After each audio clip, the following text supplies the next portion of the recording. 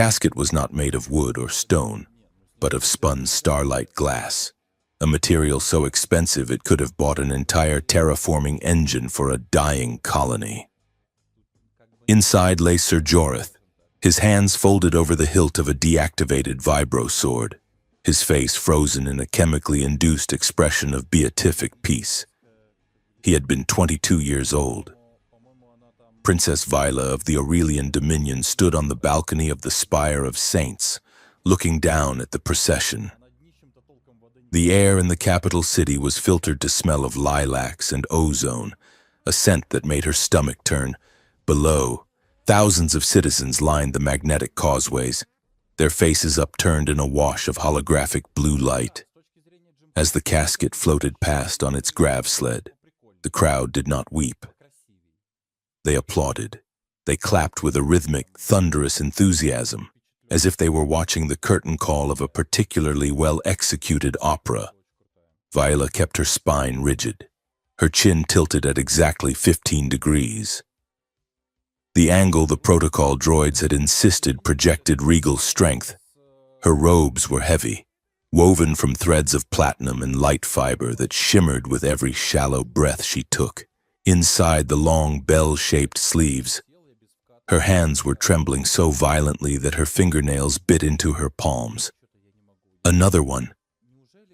That was the only thought cycling through her mind, cold and repetitive. Another one, beside her. High Regent Sorun leaned closer. He smelled of dry parchment and static electricity. "Look at them, Highness," Sorun said, his voice smooth as polished chrome. "They love him for his sacrifice. He has joined the eternal constellation of the Oath Engine. There is no higher honor." Viola did not look at Sorun. She kept her eyes on the dead boy in the glass box. "He died because a stabilizer bolt sheared off during a standard patrol," Viola said. Her voice was low, barely audible over the roar of the crowd. It was a mechanical failure. It was preventable. Sorun sighed, a sound of indulgent patience. "Destiny chooses the method of their ascension," he said. "The details are less important than the result. The Dominion is strengthened by his martyrdom. The halo lattice shines brighter today because of Sir Jorith. Smile, Princess. They are looking at you." Vela felt the familiar pressure of the surveillance drones buzzing like gnats around the spire. They were broadcasting her face to 12 star systems.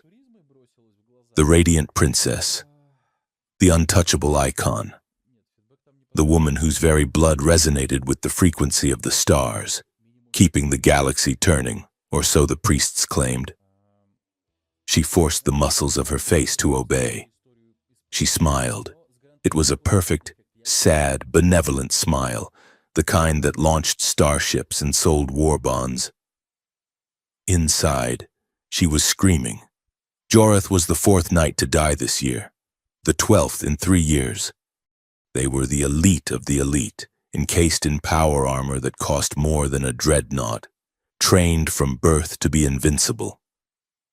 And yet, the moment they were sworn to protect her, the universe seemed to conspire to kill them. A training reactor leak, a localized gravity failure on a secure deck, a terrorist bomb that supposedly bypassed scanners that could detect a heartbeat from orbit. Always an accident, always a tragedy, always recorded in high definition for the evening news. The casket turned the corner, heading toward the Mausoleum of Heroes. The applause swelled to a deafening roar. Vela watched Jorith disappear, just another battery slotted into the machine of the state. She stopped trembling. The fear was still there, cold and sharp, but she pushed it down into the dark place where she kept her true self. She was not a person here. She was a symbol. And symbols were not allowed to cry.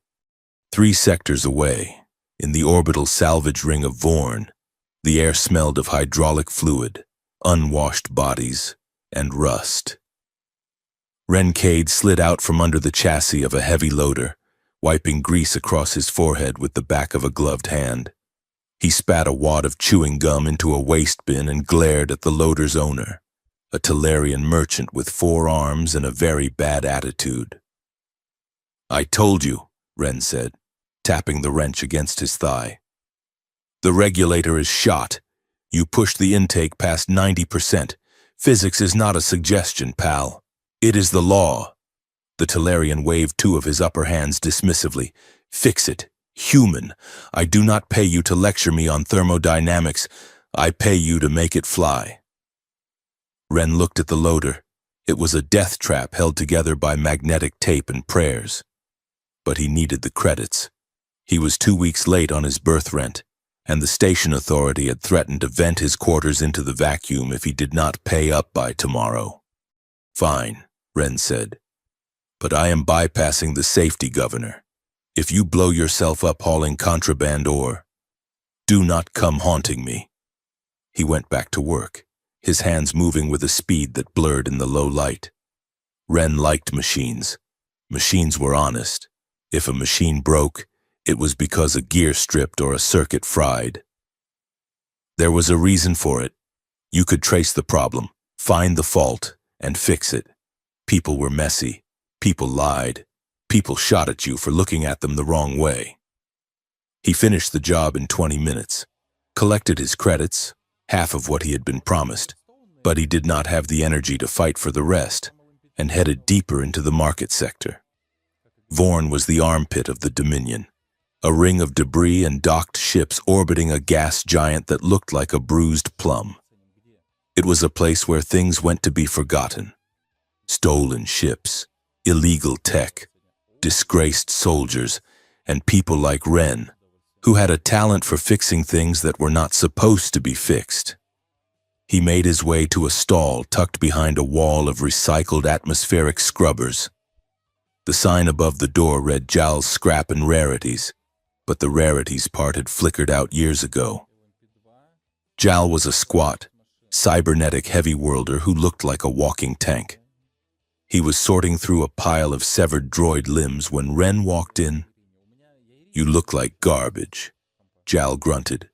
"Thanks," Ren said, leaning against the counter. "You got anything good today? Or just more toaster parts?" Jal reached under the counter and pulled out a heavy, dark object. He slammed it onto the metal surface with a thud that shook the dust from the ceiling. "Got this off a dead blockade runner," Jal said. "Looks like Dominion tech, military grade." Ren leaned in. The object was roughly the size of a human heart, encased in a shell of matte black alloy that seemed to absorb the light around it. It was scarred and pitted, looking as if it had been through a plasma storm. "It is a power core," Ren said, squinting at the faint etchings on the surface. "Aurelian design. Old, though. Maybe pre-unification." "You want it or not?" Jal asked. "I can melt it down for the iridium." Ren reached out. He just wanted the casing. The alloy used in Aurelian military tech was worth a fortune on the black market. If he could strip it, he could pay his rent for 6 months. "I will take it," Ren said. He transferred the last of his credits to Jal's account, leaving himself with exactly 0 to his name, and picked up the core. The moment his skin touched the black metal, the world tilted. It was not a physical sensation, but a mental one. A sound slammed into his skull, not a noise, but a resonance. It sounded like a choir singing in a language made of math and glass. A pulse of white light flared from the core, blinding him for a second. "Holy hell!" Ren shouted, dropping the core. It did not hit the ground. It stopped in midair, hovering 3 feet above the dirty floor, humming with a deep, chest-rattling vibration. The matte black casing cracked open, revealing a burning sphere of blue energy inside. Jal scrambled back, pulling a shotgun from under the counter. "What did you do?" the scrapper roared. "That is a bomb. You brought a bomb into my shop. It is not a bomb," Ren yelled, shielding his eyes from the glare. It is a... He stopped. He looked at the hovering object. He had seen diagrams of these things in pirated manuals. This was not just a power core. This was a synaptic heart, the central processor for a Knight's Oath engine armor. It was supposed to be dead tech, inert, without a genetically coded Knight to wake it.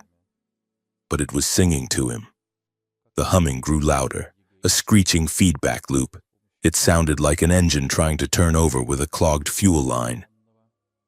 "It is choking," Ren muttered. He moved before he could think about how stupid it was. "Do not touch it," Jal screamed. Ren ignored him. He reached out and grabbed the hovering core with both hands. The heat was intense, but it did not burn. He could feel the mechanism inside, the intricate dance of energy and matter. He could feel where the flow was blocked. There was a digital lock, a sacred seal meant to keep unauthorized users out. To Ren, it just felt like a rusted valve. He did not pray. He did not recite a litany. He just visualized the flow of power and twisted his mind against the block, forcing the digital valve open. Snap! The screeching stopped. The blinding light softened to a steady, rhythmic pulse. A holographic projection burst from the core, scanning Ren's face with a grid of red lasers. Identity confirmed. A mechanical voice announced, speaking High Aurelian. Custodian authorized. Diagnostic mode active. A small metal tag extruded from the side of the core. Ren grabbed it. It was hot to the touch. It was stamped with his biometric data, encrypted in a language he could not read. But the interface was clear. Jal lowered the shotgun, his mechanical eye whirring. "What are you?" Jal whispered. "No human can interface with night tech. That is impossible." Ren looked at the core, then at his hands. They were shaking. "I just fixed the wiring," Ren said, his voice hollow. It was just a stuck switch. Before Jal could answer, the proximity alarms at the front of the shop started screaming. Jal checked his monitors and turned pale. "Dominion enforcement," he said. "2 squads. They are cutting through the outer door." Ren grabbed the hovering core. It folded itself up into a compact cube and magnetically locked onto his belt. "They are here for this," Ren said. "Get out!" Jal shouted, pointing toward the rear maintenance hatch. "Go!" Ren did not argue. He sprinted for the back of the shop, kicking over a stack of crates to cover his tracks. He burst into the service corridor just as the front of the shop exploded inward in a shower of sparks and concussive force. He ran. The corridors of Vorn were a maze of pipes and grating, and Ren knew every inch of them. He slid under low-hanging conduits and vaulted over steam vents. Behind him, he heard the heavy, rhythmic thud of magnetic boots. These were not local security. These were Palace Guard. "Stop!" A voice amplified by a helmet speaker boomed. "Surrender the relic." "Yeah, right," Ren muttered, turning a sharp corner. He reached a vertical shaft, a zero-gravity transport tube used for moving heavy cargo between decks. He didn't hesitate. He dove in. Gravity vanished. Ren grabbed a handhold and swung himself upward, kicking off the wall to gain momentum. Below him, 3 armored figures appeared in the hatchway. They raised their rifles. Ren scrambled, pulling himself hand over hand up the ladder rungs. Laser fire sizzled past his ear, boiling the paint on the wall. He looked up. The top of the shaft was blocked by a cargo net full of scrap metal. He was trapped. "Okay," Ren said, breath coming in short gasps. "Think. Mechanics, action and reaction." He looked at the wall next to him. A primary fuel line for the station's thrusters ran parallel to the tube. It was thick, pressurized, and labeled with bright red warning symbols. "Sorry, Vorn," Ren said. He pulled a laser cutter from his tool belt and sliced through the coupling of the fuel line. The reaction was instantaneous. Highly pressurized volatile gas vented into the shaft with the force of a hurricane. Ren braced himself against the cargo net above as the blast wave hit. The gas cloud slammed into the pursuers below, knocking them backward and obscuring their vision. The force of the venting gas buckled the cargo net, tearing it loose from its moorings. Ren rode the net like a surfboard as it was blasted upward, through the pressure seal at the top of the shaft and into the docking bay beyond. He tumbled across the deck plating, bruised and dizzy, the relic core still humming at his hip. He scrambled to his feet. A garbage hauler was decoupling from the dock, its ramp slowly closing. Ren did not stop to check the destination. He sprinted across the bay, ignoring the shouts of the dockmaster, and leaped. He hit the closing ramp, his fingers scrabbling for purchase on the grating. He pulled himself up, rolling into the dark, smelly hold of the ship just as the airlock sealed. He lay there in the dark, listening to his own heart hammer against his ribs. The relic core pulsed against his side, a steady, calm rhythm. "You and I," Ren whispered to the machine, "are going to have a serious talk." The council chamber of the Aurelian Palace was a masterpiece of intimidation. The walls were lined with statues of past regents, their stone eyes fixed on the center of the room where Princess Vila sat. She hated this room. It was cold, and the acoustics were designed to make every whisper sound like a judgment. "We must discuss the replacement for Sir Jorith," High Regent Sorun said. He stood at the head of the obsidian table, his hands clasped behind his back. "The selection process has already narrowed the candidates to 3. All are knights of pure oath. All are willing to serve." Vela looked at the holographic files floating above the table. 3 young men, strong, handsome, devout, 3 corpses in waiting. "Is it necessary to assign another one so soon?" Vela asked. "The investigation into Jorith's accident is not even complete. It is a holy necessity," Sorun replied smoothly.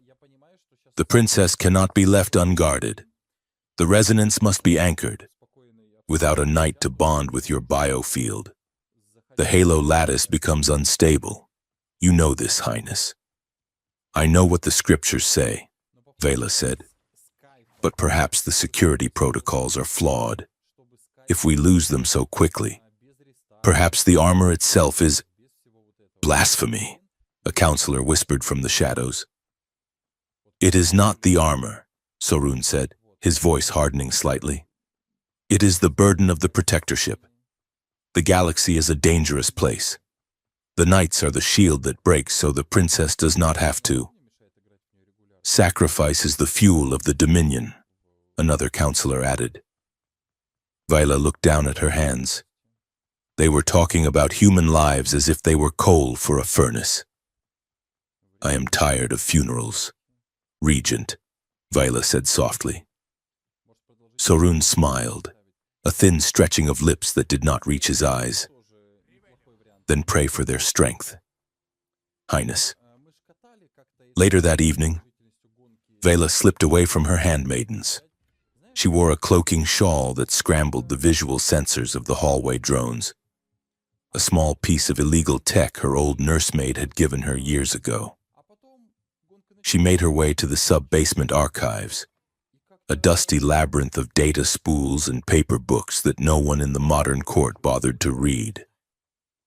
Master Elander was waiting for her. The old archivist was hunched over a magnification viewer, his skin like crumpled paper, his eyes bright with intelligence. "Highness," he wheezed, bowing as low as his arthritic spine would allow. "Elander," Vela said, dropping the shawl, "tell me you found something. Tell me Jorith's death was just an accident." Elander straightened up and looked around nervously. "I checked the energy signatures," he whispered, "from Jorith's armor logs, and from the 3 before him. And the energy spikes that killed them. They did not come from external weapons, Highness. They originated from inside the suits. Vela felt the blood drain from her face. You mean the suits malfunctioned? No, Elander said, shaking his head. Not malfunction, activation, the oath engine in their chests. It surged. It drained their life force in a single millisecond burst. It was not a failure. It was an extraction. Extraction? Vela asked. What were they extracting? Their lives, Elander said grimly. The data is hidden deep, but I found a repeating command code in the history. Every time a knight dies, there is a massive power transfer to the Halo lattice. They are not dying to save you, Vela. They are being harvested. Harvested for what? Elander tapped a finger against the table. To feed something. Something that requires the death of a hero to keep running. Vela leaned back against the dusty shelves. The world felt like it was tilting. They are murdering them, she whispered, and they are using me as the bait. Elander gripped her arm. His hand was frail, but his grip was desperate. You must be careful, child. If the Regent knows you are asking these questions. The archive door hissed open. Vela spun around, pulling the shawl up, but it was too late. 2 palace guards stood in the doorway, their armor gleaming white. But they were not looking at her. They were dragging something between them. A man. He was wearing greasy mechanic's coveralls and magnetic boots that had seen better decades. He was bruised, bleeding from a cut over his eyebrow, and his hands were cuffed behind his back. Put him in the holding bay, the lead guard ordered. The Regent wants to see the contraband immediately. The prisoner looked up. He saw Vela standing in the shadows of the shelves. He did not know who she was. She was wearing plain robes, her face half hidden. He grinned. It was a bloody, reckless grin. Nice library, he rasped. You got any books on how to break out of a palace? Move, the guard shouted, shoving him forward. They dragged him away. Vela waited until they were gone, then looked at Elander. Who was that? She asked. Elander looked at his datapad, which had intercepted the security alert. A scavenger from the Vorn ring. Elander said, apparently. He activated a dormant relic, a knight's heart. That is impossible, Vela said. Only a sworn knight can wake a heart. Elander showed her the screen. The sensors do not lie, Highness. He woke it. And it is broadcasting a signal that reached all the way here. That is why they brought him. He is an anomaly. Vela looked at the empty doorway. An anomaly. A variable in an equation that was supposed to be perfect. The holding bay was a sterile white box with a force field wall. Ren sat on the floor, leaning against the hard surface. They had taken his tool belt. They had taken the core. They had even taken his gum. He was in deep trouble. He knew that. He had been dragged through a hyperspace jump on a military cruiser, processed like a piece of meat, and dumped here. The force field shimmered, and a section of the wall dissolved. Ren didn't stand up. He just tilted his head back. If you are here to torture me, I should warn you. I have a very low pain threshold. I will tell you anything. I stole the Emperor's shuttle. I put the graffiti on the moon. I ate the last protein bar. A woman stepped into the cell. She was not a guard. She was not a torturer. She was luminous. She wore a gown that seemed to be made of liquid silver. Her hair was piled high in intricate braids, woven with diamonds. Her face was terrifyingly perfect, the kind of face you saw on propaganda posters, staring down at you while you ate synthetic gruel. Princess Vela. Ren scrambled to his feet. He wiped his dirty hands on his pants, realized that was pointless, and just stood there. You are the mechanic, she said. Her voice was not the booming, commanded voice he expected. It was quiet, curious. Ren Cade, he said. And yeah, I fix things. She stepped closer. She smelled like flowers and cold space. She looked him up and down, taking in the grease stains, the split lip, the cheap boots. She looked at the wall behind him, where a holographic display scrolled the names of the fallen knights. Hundreds of them, helmets, dates, honors. She stared at the list for a long time. Then she turned her eyes back to him. They were violet, and they looked exhausted. Every knight died saving the alien princess, she said, her voice raw. She gestured vaguely at the list, then at him. Until a human mechanic tried, Ren looked at the wall of dead heroes. He looked at the girl who was clearly crushing under the weight of all that gold and history. He felt a strange pang in his chest, not the music of the core, but something human, sympathy. He let out a short, sharp laugh. "Well, Highness," he said, "if Destiny wants me dead, Destiny can submit a work order. Now I'm pretty backed up right now." Vela blinked. For a second, she looked stunned. Then, the corner of her mouth twitched. A sound escaped her throat, a small, startled huff of air that might have been a laugh. It sounded rusty, like she hadn't used it in years. "You are ridiculous," she said. "I have been called worse by better people," Ren said. "Look, Princess, I do not know how I turned that thing on.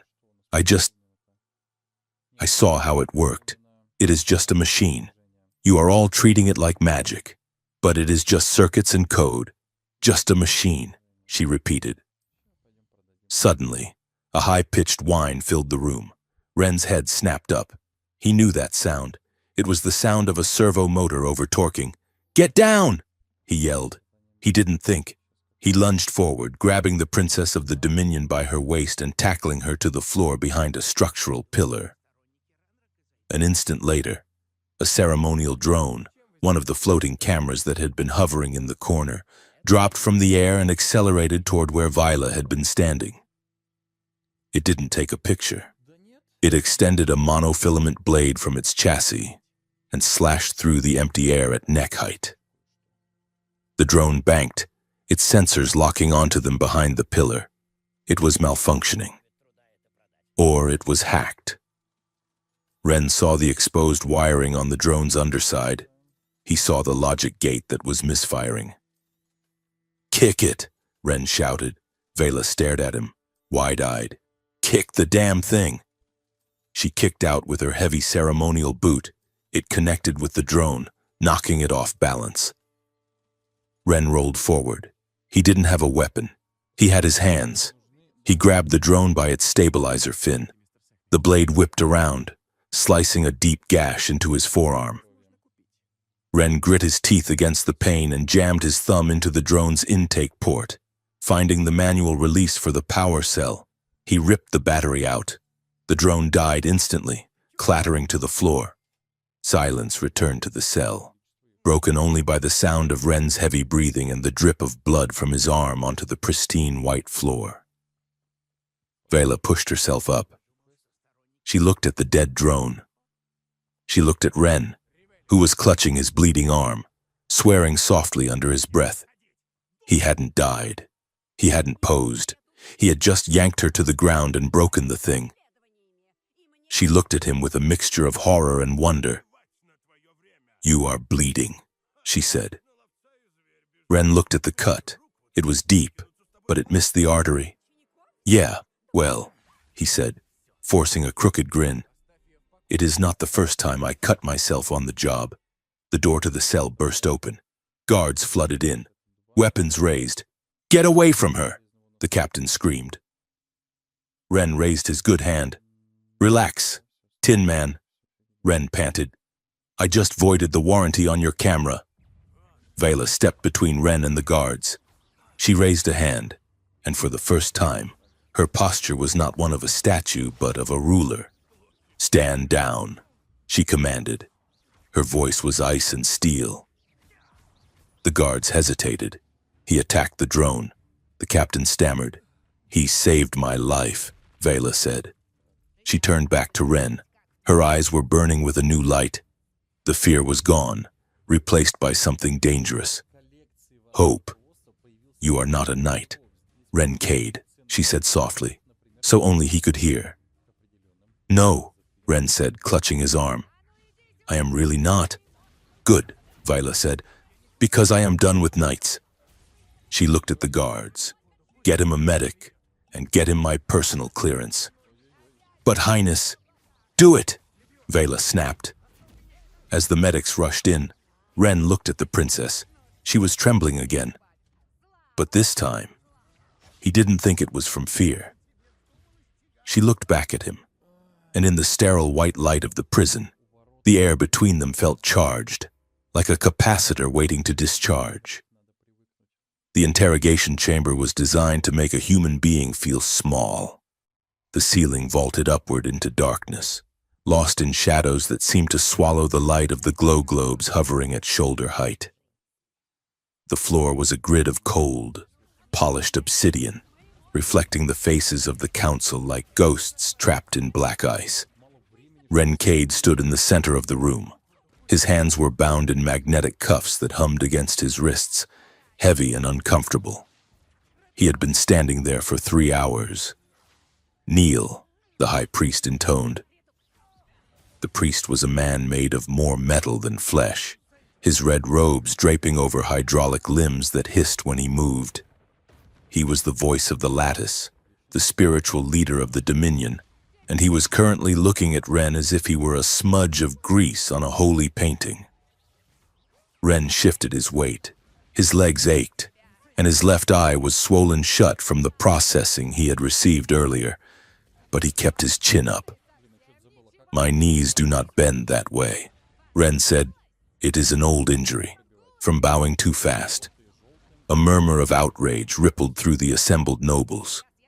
They sat in high, curved pods along the walls, their faces hidden behind masks of porcelain and gold.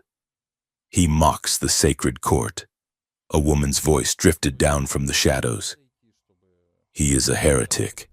He is a thief, another voice corrected, a scavenger who dared to touch the holy skin of a knight.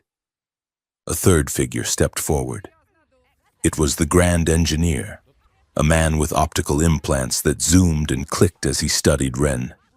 It is impossible, the engineer stated, his voice flat and devoid of emotion. No unaugmented human can interface with a synaptic heart. The neural load would boil his brain fluid. He is using illegal tech.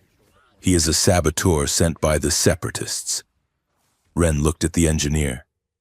I used a wrench and a bypass shunt. Ren said, You guys over-engineer everything. You put a digital lock on an analog circuit. It is just bad design. The engineer turned purple. Silence. The High Regent Sorun shouted from the central podium. Sorun leaned forward. He looked tired, but his eyes were sharp, calculating.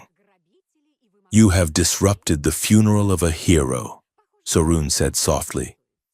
You have defiled a relic. The punishment for touching night tech without a license is death by decompression. Do you have any final words, scavenger? Ren looked around the room. He saw the power, the wealth, the sheer crushing weight of the empire. He saw the cruelty hiding behind the masks. Yeah, Ren said. Your wiring in the south quadrant is a fire hazard. The high priest raised a hand, his mechanical fingers glowing with lethal energy. Execute him, the priest commanded. Wait! The single word cut through the air like a laser. Princess Vela stood up from her seat beside the regent. She had been silent for hours, watching, listening, her hands folded in her lap. Now, as she rose, the light seemed to bend toward her, catching the iridescent weave of her gown. Viola walked down the stairs of the dais. The room went silent. The princess did not walk into the pit. She stayed above it, but her gaze was level with the high priest. He is not a saboteur, Viola said, and he is not a heretic. He is a criminal. Highness, the high priest hissed, He is a resource, Vela countered. She turned to face the council. Her voice was steady, projected by the acoustics of the room, but Ren could see the pulse beating frantically in her throat. We lose knights because their armor fails, Vela said. We lose them because of mysterious surges and system errors.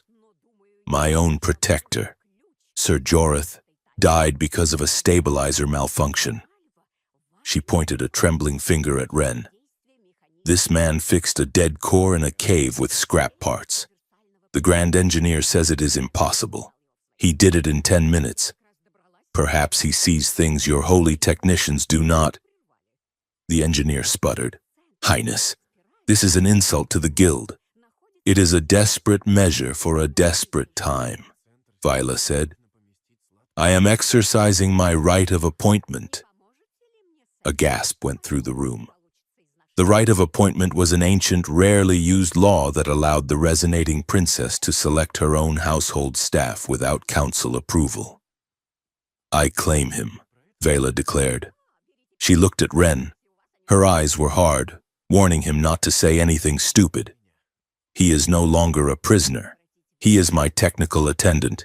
He will report directly to me. He will review the maintenance logs of the Knight cadre. If he finds nothing, you can space him next week. But until then, he belongs to me. Sorun narrowed his eyes. He looked from Vila to Ren, weighing the political cost of refusing her against the risk of letting a stray dog loose in the palace. Very well, Sorun said slowly. But he stays under guard, and if he steps 1 foot out of the designated zones, he will be incinerated on sight. Vela nodded. She looked at the guards holding Ren. Unshackle him. The guards hesitated, then deactivated the magnetic cuffs. Ren rubbed his wrists. He looked at Vela. She looked like a porcelain doll that had just learned how to hold a knife. Come with me, attendant, she said. We have work to do. The workshop they gave him was actually a converted storage closet in the sub-levels of the armory, but to Ren, it was paradise. It had a terminal, a workbench, and access to the Dominion's central database. It also had a very confused protocol droid named C7, who kept trying to measure Ren for a formal uniform. Please, sir, C7 pleaded, chasing Ren around the room with a tape measure. The technical attendant must wear the teal sash of service. It is mandatory. I am not wearing a sash, Ren muttered, typing furiously at the console. And stop calling me sir. I work for a living. He was deep in the code. Vila had given him access to the encrypted maintenance logs of the last 12 deceased knights. It was a mess of holy scripture and binary, a nightmare to read, but Ren had a talent for patterns. The door hissed open. Ren did not look up. If that is the lunch droid, tell him the soup tasted like battery acid, Ren said. It is not the lunch droid. Ren spun around in his chair. Vela was standing in the doorway. She had changed out of her ceremonial robes into something simpler, a long tunic of dark blue silk. She looked smaller without the shoulder pads and the halo crown. Highness, Ren said. He started to stand, then remembered the etiquette lesson C7 had tried to force on him. He gave an awkward half nod that looked more like a spasm. Your bowing needs work, Vela said, stepping inside. I am a mechanic, not a dancer, Ren said. He turned back to the screen. You were right, by the way. About what? About the armor. Ren tapped the screen, bringing up a series of red lines. Look at this. Every knight who died in the last 3 years received a firmware update exactly 48 hours before their accident. The log calls it a safety optimization patch 4.2. Vela moved closer, looking at the scrolling data. What does the patch do? She asked. That is the funny part, Ren said. It does not do anything. It is empty code, just a wrapper. But inside the wrapper, there is a subroutine buried under 3 layers of encryption. He isolated a block of code. It is a command override, Ren said quietly. It gives an external user administrator access to the Oath Engine's biological interface. Vela's face went pale. Administrator access? You mean someone can control the suit? Ren nodded. They can shut down the life support. They can lock the joints. They can crank the neural feedback until it stops the heart. He looked at her. These guys did not die of accidents. Princess, they were switched off, like appliances. Vela took a step back. Her breath hitched.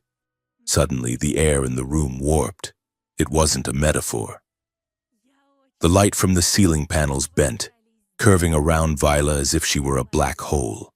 The metal tools on the workbench rattled and floated an inch into the air. The gravity in the room fluctuated, making Ren's stomach lurch. "Whoa," Ren said, gripping the edge of the desk. It was terrifying. The air hummed with that same alien music he had heard from the relic core, but this was discordant, sharp, painful. Vela's eyes were wide, the violet irises glowing with an internal light. She was losing control. The reality around her was flinching in response to her fear. "Stop it," she whispered, clutching her chest. "Stop it." She wasn't talking to him. She was talking to herself. Ren didn't run. He didn't call the guards. He did what he always did when a machine started shaking apart. He grounded it. He stood up and walked toward her. The gravity distortion pushed against him like a strong wind, but he leaned into it. "Viola," he said firmly, "look at me." She shook her head. "Do not come closer. It is dangerous. It is just energy," Ren said. He reached out. He didn't grab her. He just placed his hand on the workbench beside her, anchoring himself. "Focus on my voice," he said. "You are vibrating. You need to dampen the output. Take a breath. 1, 2. Vela looked at him. She saw a man in greasy coveralls who wasn't looking at her like she was a monster or a god. He was looking at her like she was an engine running hot. She took a breath, shaky, shallow. "Again," Ren said, "deeper. Reset the cycle." She breathed again. The humming faded. The tools clattered back onto the table. The light straightened out. Viola slumped against the wall, exhausted. "I am sorry," she whispered. Ren watched her. "So that is the resonance," he said. She nodded, not meeting his eyes. "They call it a blessing, the blood of the stars. But it feels like a curse. When I am afraid, the world breaks. That is why I need the knights. Their oath binds the energy. They ground me." Ren looked at the data on the screen, the evidence that her anchors were being murdered. "You do not need a knight," Ren said softly. "You need a voltage regulator." He picked up a hydro spanner from the desk and spun it in his fingers. "And you need to stop letting these people terrify you. Fear is just a signal. It tells you something is wrong." "Everything is wrong," Viola said bitterly. "My mother is dead. My protectors are being murdered. And I am surrounded by people who smile while they sharpen their knives." Ren shrugged. "So sharpen yours." Vela looked at him. Really looked at him. "You are strange, Ren Cade. You are rude. You have no respect for tradition. And you smell like solvent." "It is a distinct musk," Ren said. She almost smiled. "Come with me," she said. "There is something I want to show you." She took him to the roof of the east wing. There was a dome there, made of diamond glass, housing a lush, overgrown garden. It was a greenhouse, filled with plants from a dozen worlds, purple ferns, trees that wept golden sap, flowers that closed when you looked at them. It was humid and warm, a stark contrast to the sterile cold of the palace. "My mother planted this," Viola said, walking along a mossy path. It is the only place in the capital that is not monitored. The humidity fogs the sensors. Ren looked around. It was beautiful. It was also messy.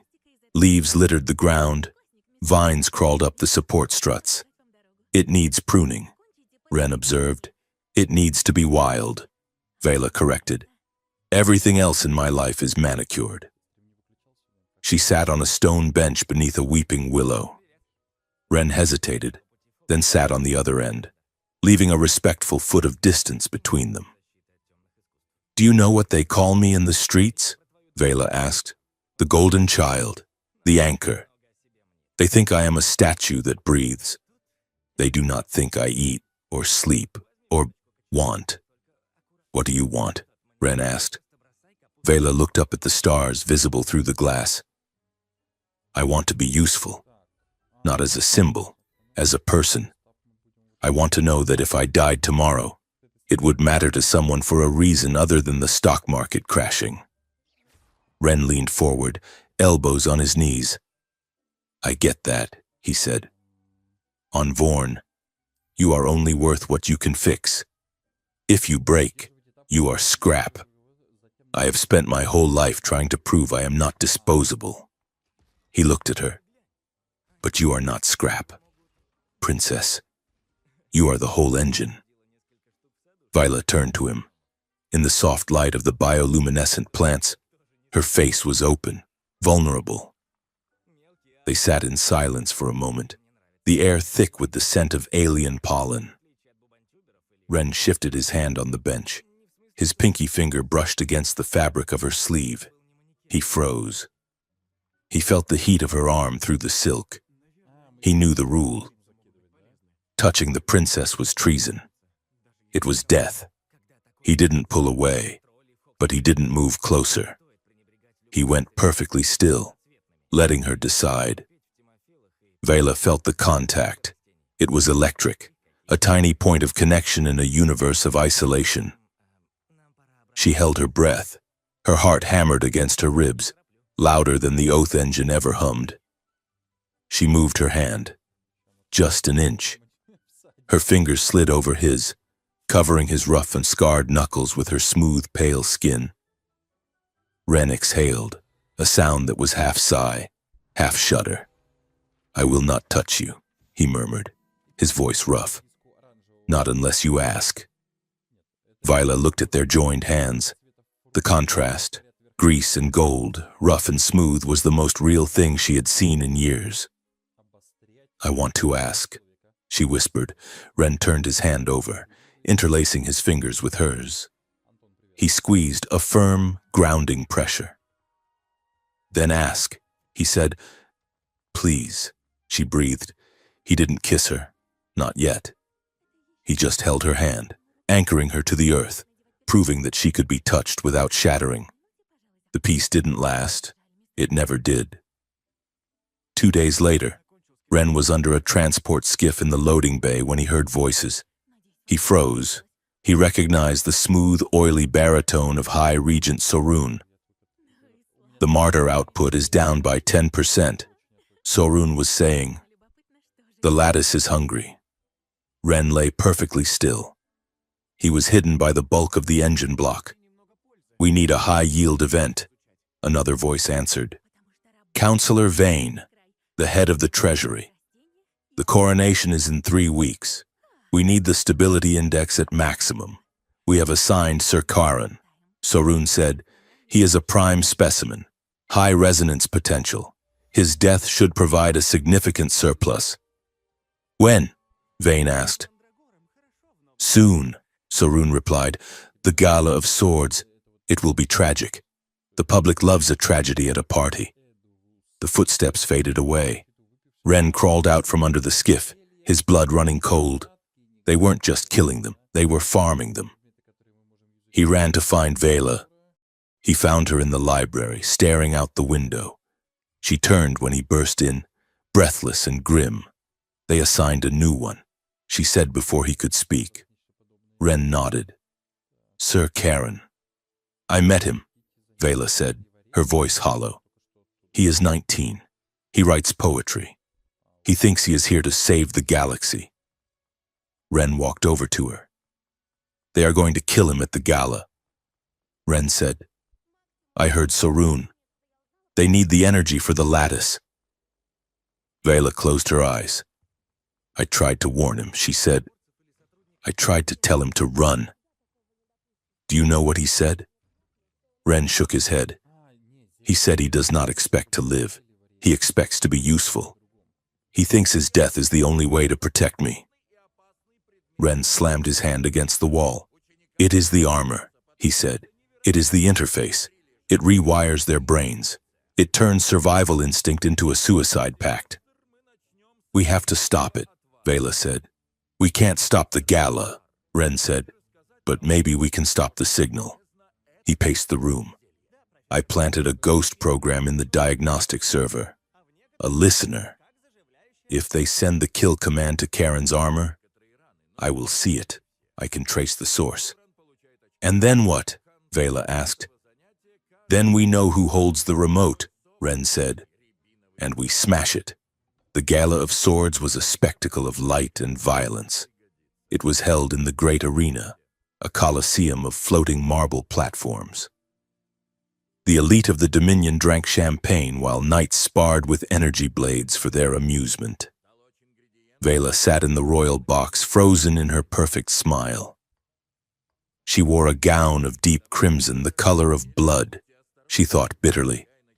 Beside her, Sir Karen stood at attention. He looked magnificent in his white armor, his helmet under his arm. He had a kind face, open and earnest. He smiled at her when he caught her looking. Do not worry, Highness, he whispered. I will not let anything come near you. Vela wanted to scream, but you are the one in danger, you fool. Ren was not in the box. He was hiding in the maintenance crawlspace beneath the arena floor, his datapad glowing in the dark. Status? Vela's voice came through his earpiece, a tiny, undetectable vibrations receiver he had rigged for her. I am in, Ren whispered. I am monitoring Karen's biotelemetry. Heart rate is elevated but steady. No external signals yet. Below in the arena, the exhibition match began. A massive combat droid, painted in the colors of a mock enemy, word to life. Sir Karen stepped forward, drawing his vibro sword. The crowd cheered. The droid was supposed to be on a training setting. But as Karen approached, the droid's eyes shifted from blue to red. It lunged, its speed far beyond the safety parameters. Ren saw the spike on his screen. Here we go, Ren hissed. The droid is overriding safety limits. Karen parried the blow, sparks flying. He was good, fast. He danced around the droid, landing a strike on its flank. The crowd roared. This was better than they expected. Suddenly, a second signal flashed on Ren's screen. It wasn't coming from the droid. It was coming from the council box. They are sending the packet, Ren said urgently. Vila, get him out of there. It was too late. On the field. Sir Karen raised his shield to block a blow. The blow connected, heavy but survivable. But as the impact hit, Karen froze. His armor locked up. His arms dropped to his sides. The shield deactivated. Ren watched the telemetry in horror. Command received. System halt. Biofeedback loop. Maximum. Karen gasped, a sound amplified by the arena speakers. He wasn't hurt by the droid. He was clutching his chest. The oath engine in his heart flared. It turned from a power source into a vacuum. Ren saw the life signs plummet. No! Ren shouted, hammering at his keypad, trying to jam the signal. But his ghost program was just a listener. He didn't have write access. He couldn't stop it. Sir Karen collapsed to his knees. The droid swung its blade, a theatrical finishing blow that missed the knight but struck the ground inches from him. It didn't matter. Karen fell forward, his face hitting the marble. The crowd went silent. Then, as the medical drones rushed in, the applause began. A tragic accident, a heroic effort. Ren stared at the flat line on his screen. "He is gone," Ren whispered, "in the royal box." Vela stood up. She didn't scream. She didn't faint. She watched the life fade from the boy who had promised to protect her. High Regent Sorun stood beside her, looking solemn. "A tragedy," Sorun said. His heart could not withstand the strain of his valor. Vela turned to him. Her face was a mask of cold fury. "Liar," she said. Sorun blinked. "Excuse me. Highness?" She raised her voice, letting it carry over the stunned silence of the box. "I said you are a liar. That was not strain. That was murder." The other counselors stared at her in shock. The princess never spoke out of turn. The princess never accused. "I demand an investigation," Vila shouted, her voice echoing in the arena. "I demand an autopsy by an independent gene witch. I want to know why my knights keep dying while you all keep getting richer." Sorun's face hardened. He gripped her arm, his fingers bruising. "You are hysterical, Highness," he hissed. "You are grieving. Sit down before you embarrass yourself."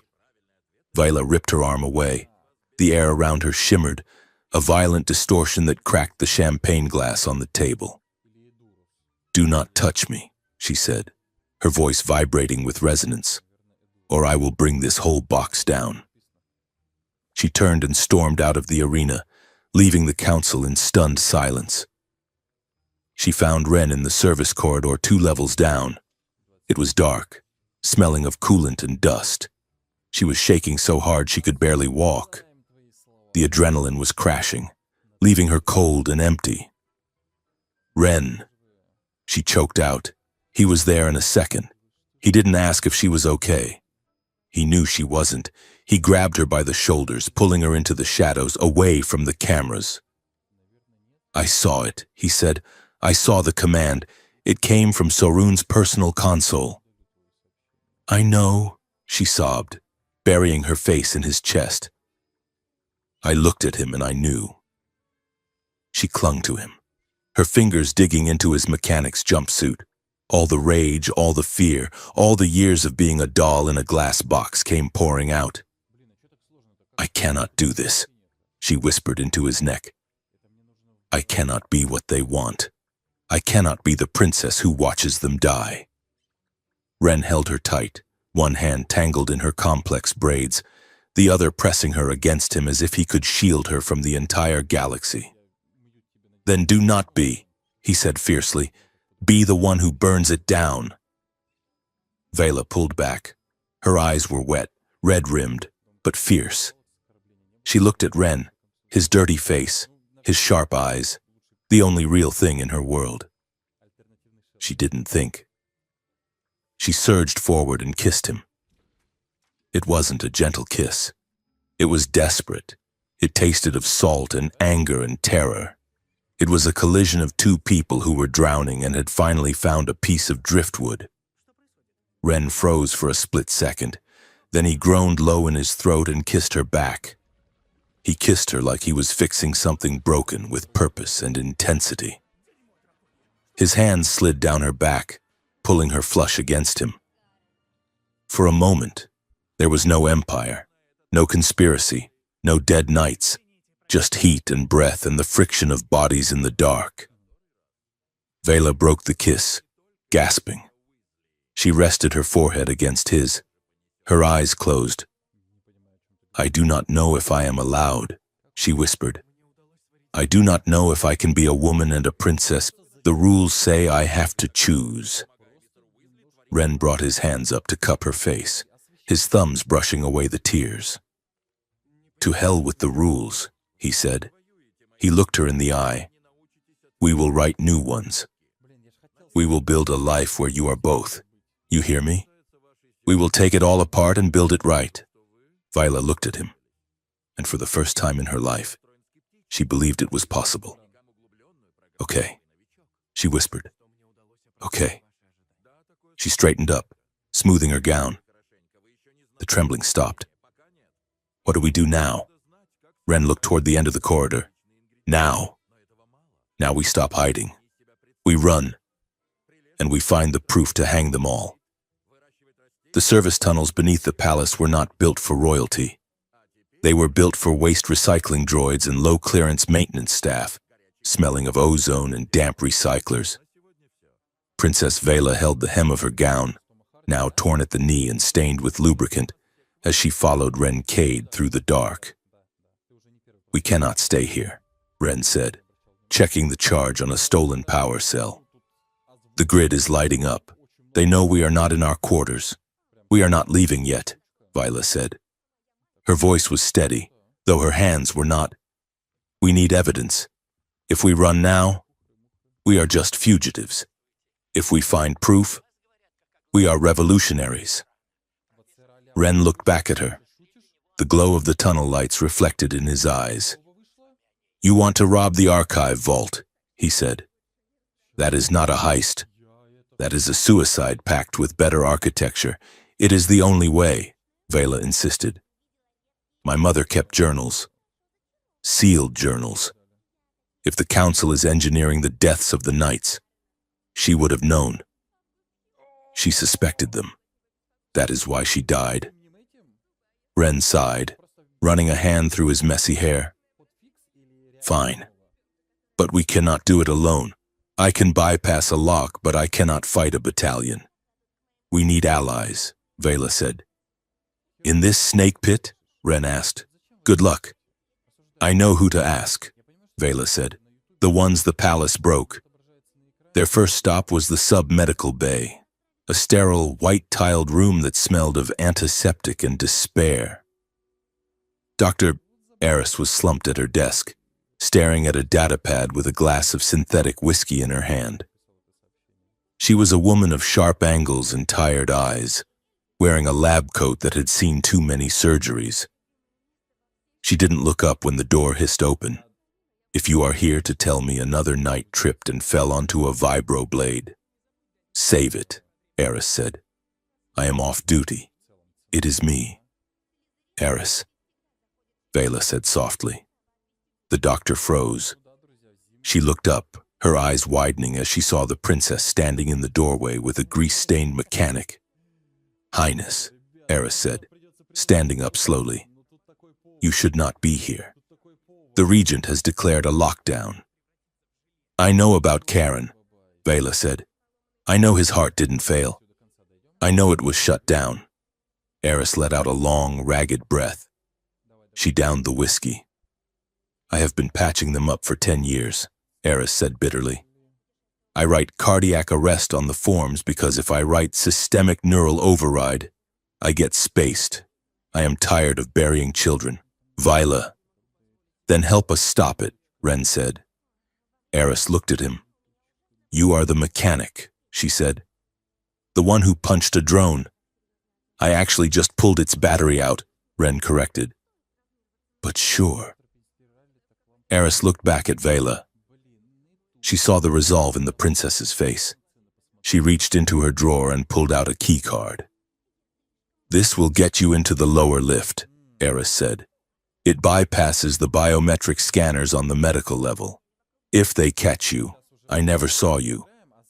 "Thank you," Vela said. "Don't thank me," Eris muttered. "Just make sure the next time I see a knight, he is alive." Their second recruit was harder to find. Kyle was a washout, a knight trainee who had panicked during his bonding ceremony and been discharged in disgrace. He worked in the waste reclamation sector, scrubbing filters. They found him huddled in a maintenance alcove, scrubbing a filter with manic intensity. He was big, muscular, but he flinched when Ren stepped on a loose grate. "Kyle," Vila said. The young man dropped his brush. He fell to his knees, trembling. "Princess," he stammered. "I am sorry. I am sorry I failed." "You didn't fail," Ren said, stepping forward. "You survived. The machine tried to eat you and you spat it out." Kyle looked up, tears in his eyes. "I heard the voice," Kale whispered. "When the interface connected, it didn't ask for my oath. It asked for my death. It said, 'Insert battery.' Ren looked at Viola. A chill passed between them. "We need you." "Kale," Viola said. "We need someone who knows the patrol routes of the palace guard." I cannot fight," Kale said. "I am a coward." "You are alive," Ren said. "In this place, that makes you a genius.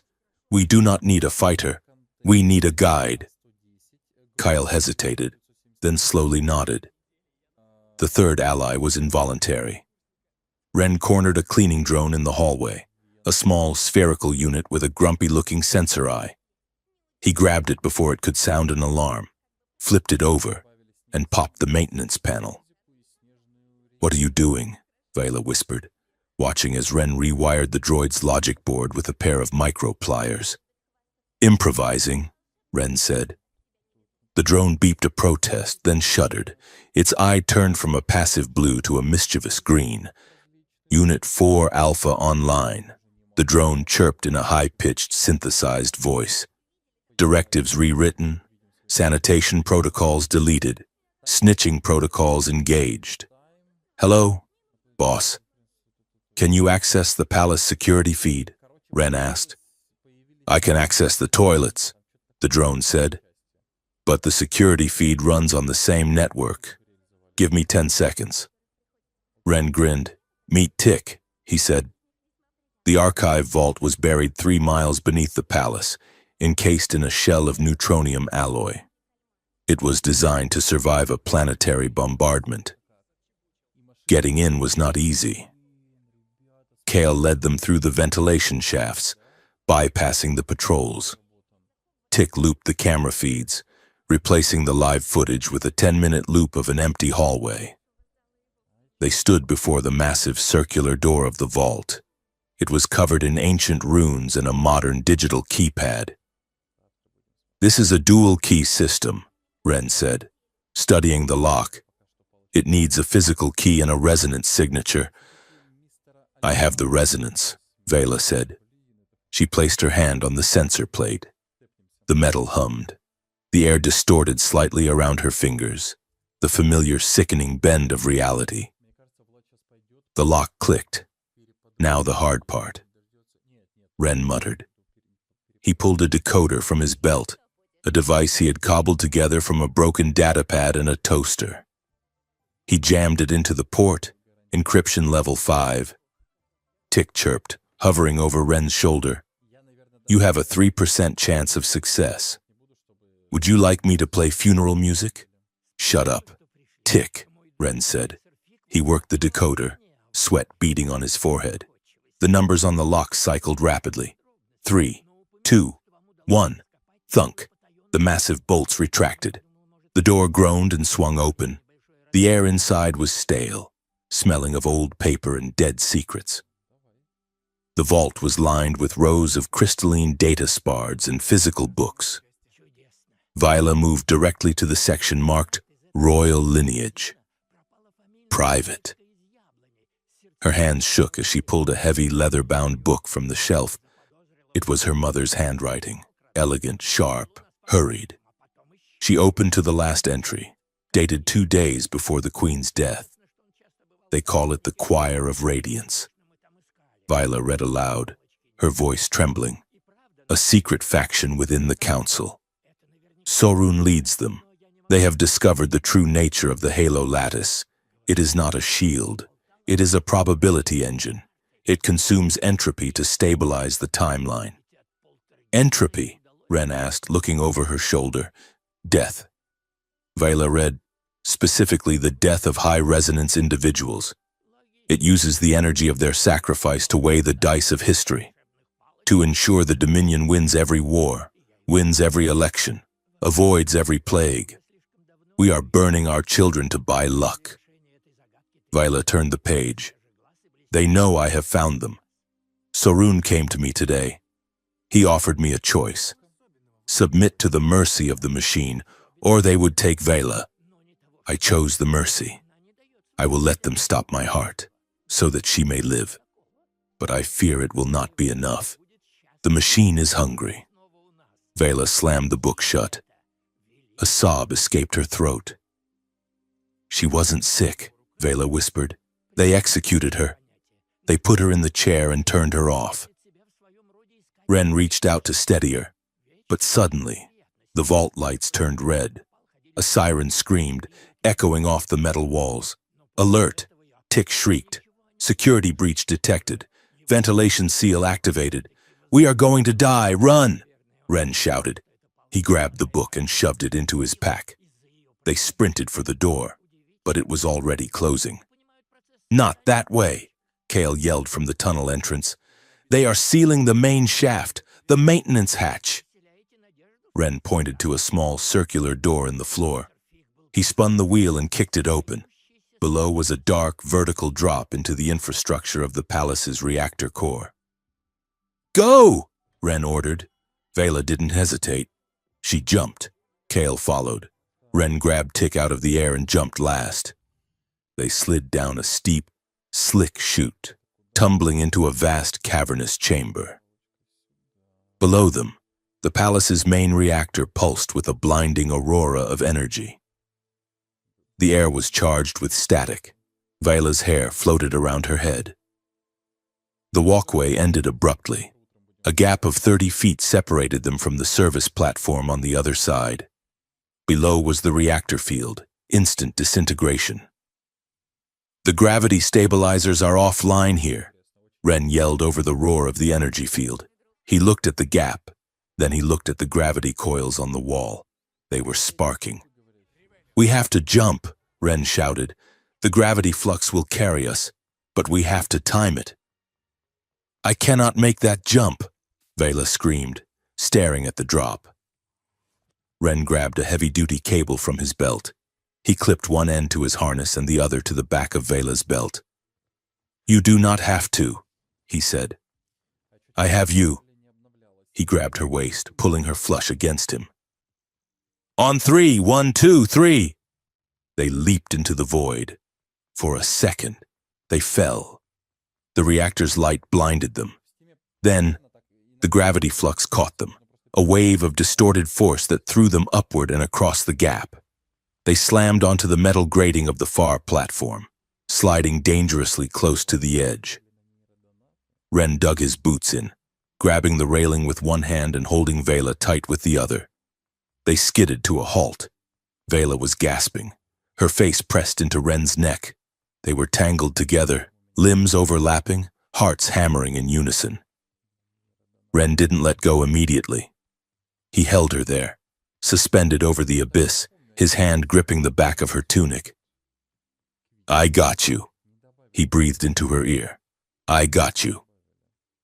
Vela pulled back slightly, looking at him.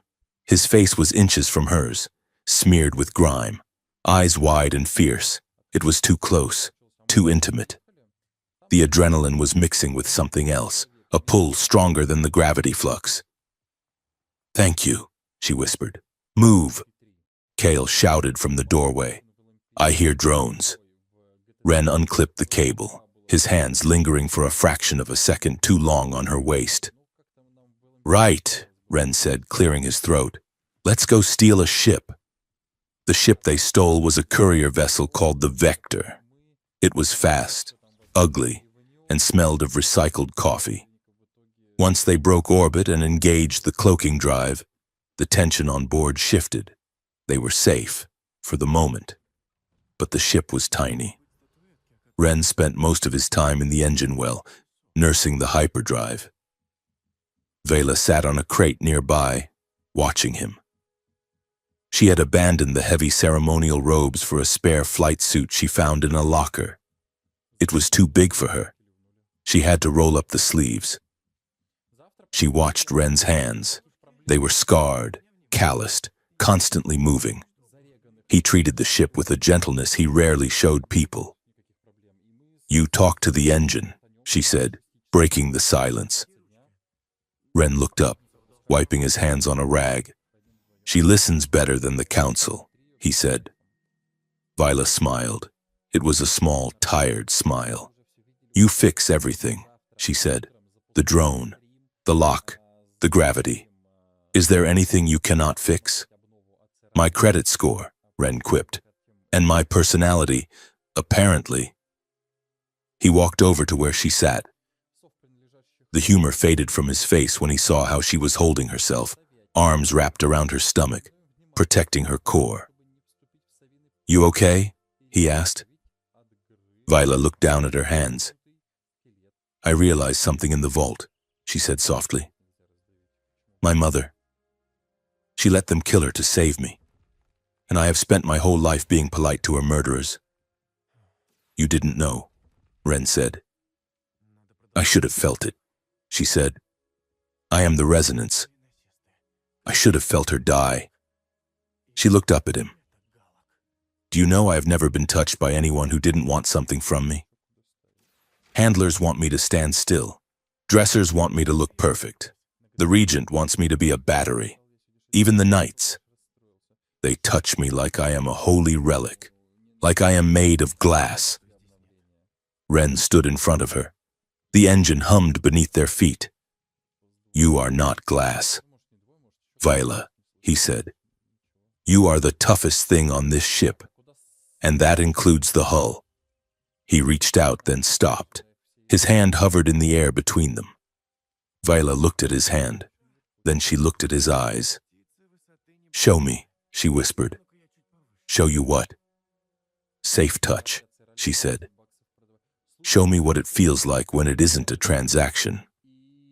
Ren swallowed hard. The air in the small cabin felt suddenly very thin. He stepped closer. He moved slowly, telegraphing every motion. He took her hands and guided them to his own chest, right over his heart. He covered her hands with his own, but he didn't grip. He just rested them there. "You are in control," Ren murmured. "You set the pressure.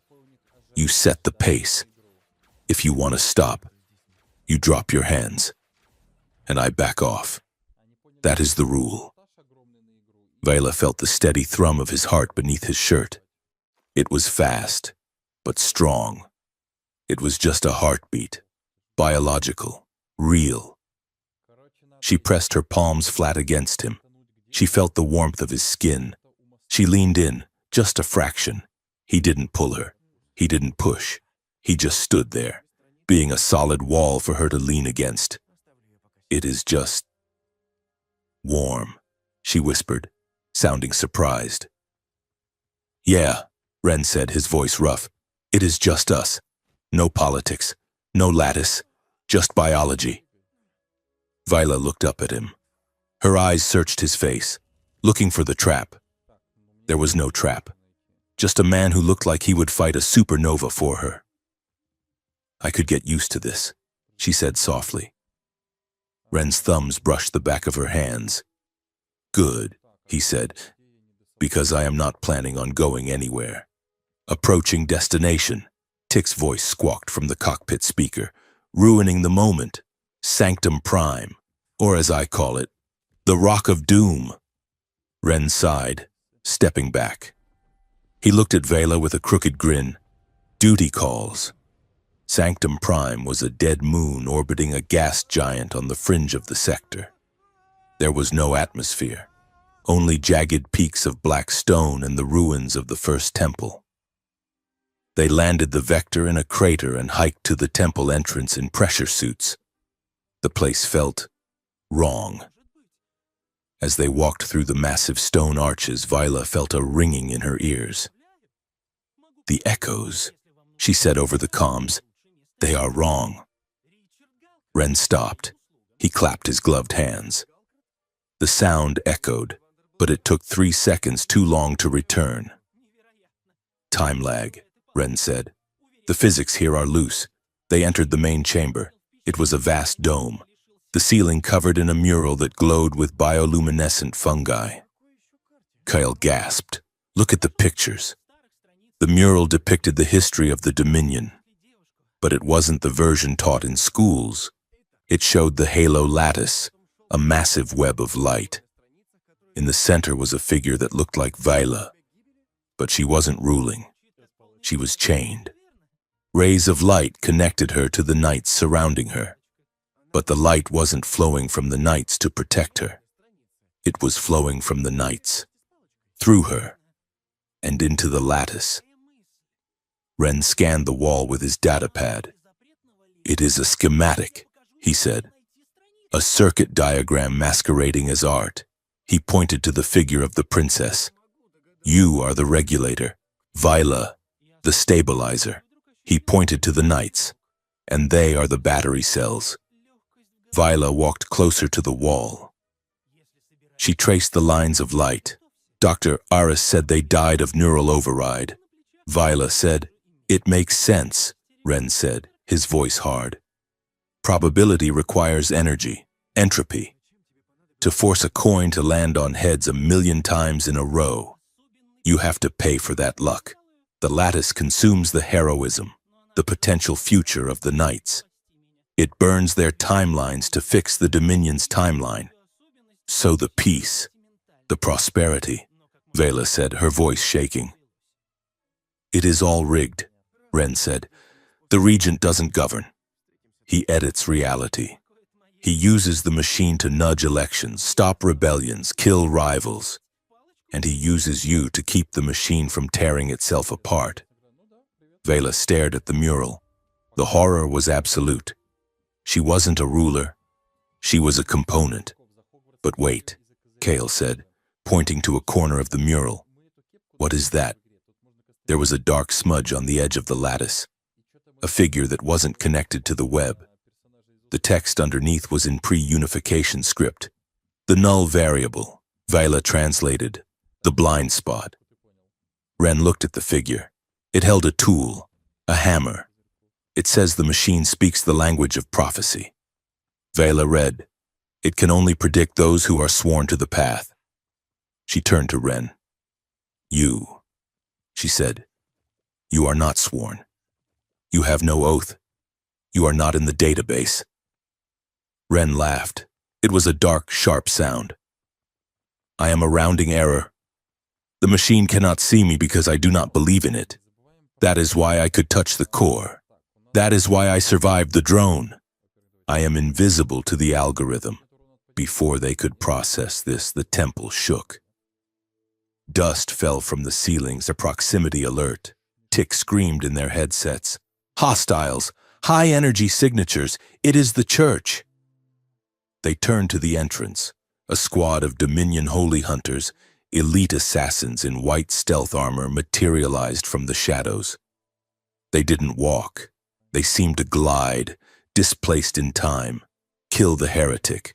The lead hunter commanded, secure the asset. They opened fire. Ren shoved Vela behind a pillar. "Kyle, suppressing fire," Ren yelled. Kale, the coward, the washout, didn't freeze. He raised his scavenged rifle and fired blindly, screaming in terror. It was enough to force the hunters into cover. "We are pinned," Ren shouted. "Vila, we need an exit." "There is no exit," she cried. "Make one," Ren yelled. "Use the resonance." "I can't. It breaks things." "Exactly. Break the physics." A hunter flanked them, raising a blade that crackled with void energy. He lunged at Ren. "No!" Vila screamed. She didn't think about control. She didn't think about being a princess. She just pushed. She unleashed the resonance. The world snapped. For a moment, time stopped. The hunter froze in midair, his blade inches from Ren's throat. The sound of gunfire stretched into a low, groaning bass note. The light in the room fractured like a broken mirror, showing 3 different versions of the room simultaneously. Vela saw the air ripple. She grabbed the fabric of reality and pulled. The stone floor beneath the hunters turned into liquid. They fell through it, screaming as the rock solidified around their legs, trapping them. The bullets that were flying toward them stopped, turned 180 degrees and dropped harmlessly to the floor. The energy release was blinding. Vila collapsed, gasping for air. The time stop ended. The hunters screamed as the stone crushed their armor. Ren scrambled over to Vela. He grabbed her, pulling her up. "Come on, the temple is collapsing." The reality bend had destabilized the structure. The ceiling was coming down. Floating rocks smashed into the ground. They ran. They dodged falling pillars and patches of gravity that tried to throw them into the ceiling. They burst out of the temple entrance just as the dome imploded behind them, sending a cloud of dust into the vacuum. They reached the vector and blasted off, pulling high Gs to escape the gravity well. In the cockpit, silence reigned. Vela sat in the co-pilot seat staring at her hands. They were glowing faintly. "I did that," she whispered. "I broke the world." Ren engaged the autopilot. He spun his chair to face her. "You didn't break it," he said. "You bent it." "It was horrible," she said, her voice trembling. I felt like I could have erased them. I could have turned them into dust." "You saved us," Kyle said from the back, his eyes wide with awe. "You turned the floor into water. That was holy." "No," Ren said sharply. "It was not holy. It was mechanics. High-level, terrifying mechanics." He leaned forward, grabbing Vila's glowing hands. "Listen to me. Power is not a sin. A wrench can fix a ship or bash someone's skull in. It is just a tool. The sin is what Sorun is doing, using people as batteries." Vela looked at him. "I am dangerous." Ren squeezed her hands. "Good. Be dangerous. The Regent has a god machine. We are going to need something dangerous to break it." "I am afraid of what I might become," she confessed. Ren looked her dead in the eye. "I am not afraid of you, Vela. I am afraid of the people who want to own you. As long as you are the one driving, I am riding shotgun. Deal?" Vela took a deep breath. The glow in her hands faded. "Deal. Incoming transmission." Tick interrupted. "Wideband broadcast. Origin capital, and put it on screen," Ren said. The holographic display flickered to life. High Regent Sorun's face appeared. He looked grave, paternal, sad. "Citizens of the Dominion," Sorun began, "it is with a heavy heart that I announce a tragedy. Princess Vela has been abducted. Her mind has been compromised by a radical terrorist faction led by the criminal Ren Cade." An image of Ren appeared, a mugshot from his arrest, looking angry and disheveled. "The princess is unstable," Sorun continued. "She is suffering from resonance sickness. She is not in control of her faculties. The man Cade is manipulating her, using her as a weapon against the peace of the lattice." The image changed to grainy footage of Vila using her power in the temple, but edited to make it look like she was attacking civilians.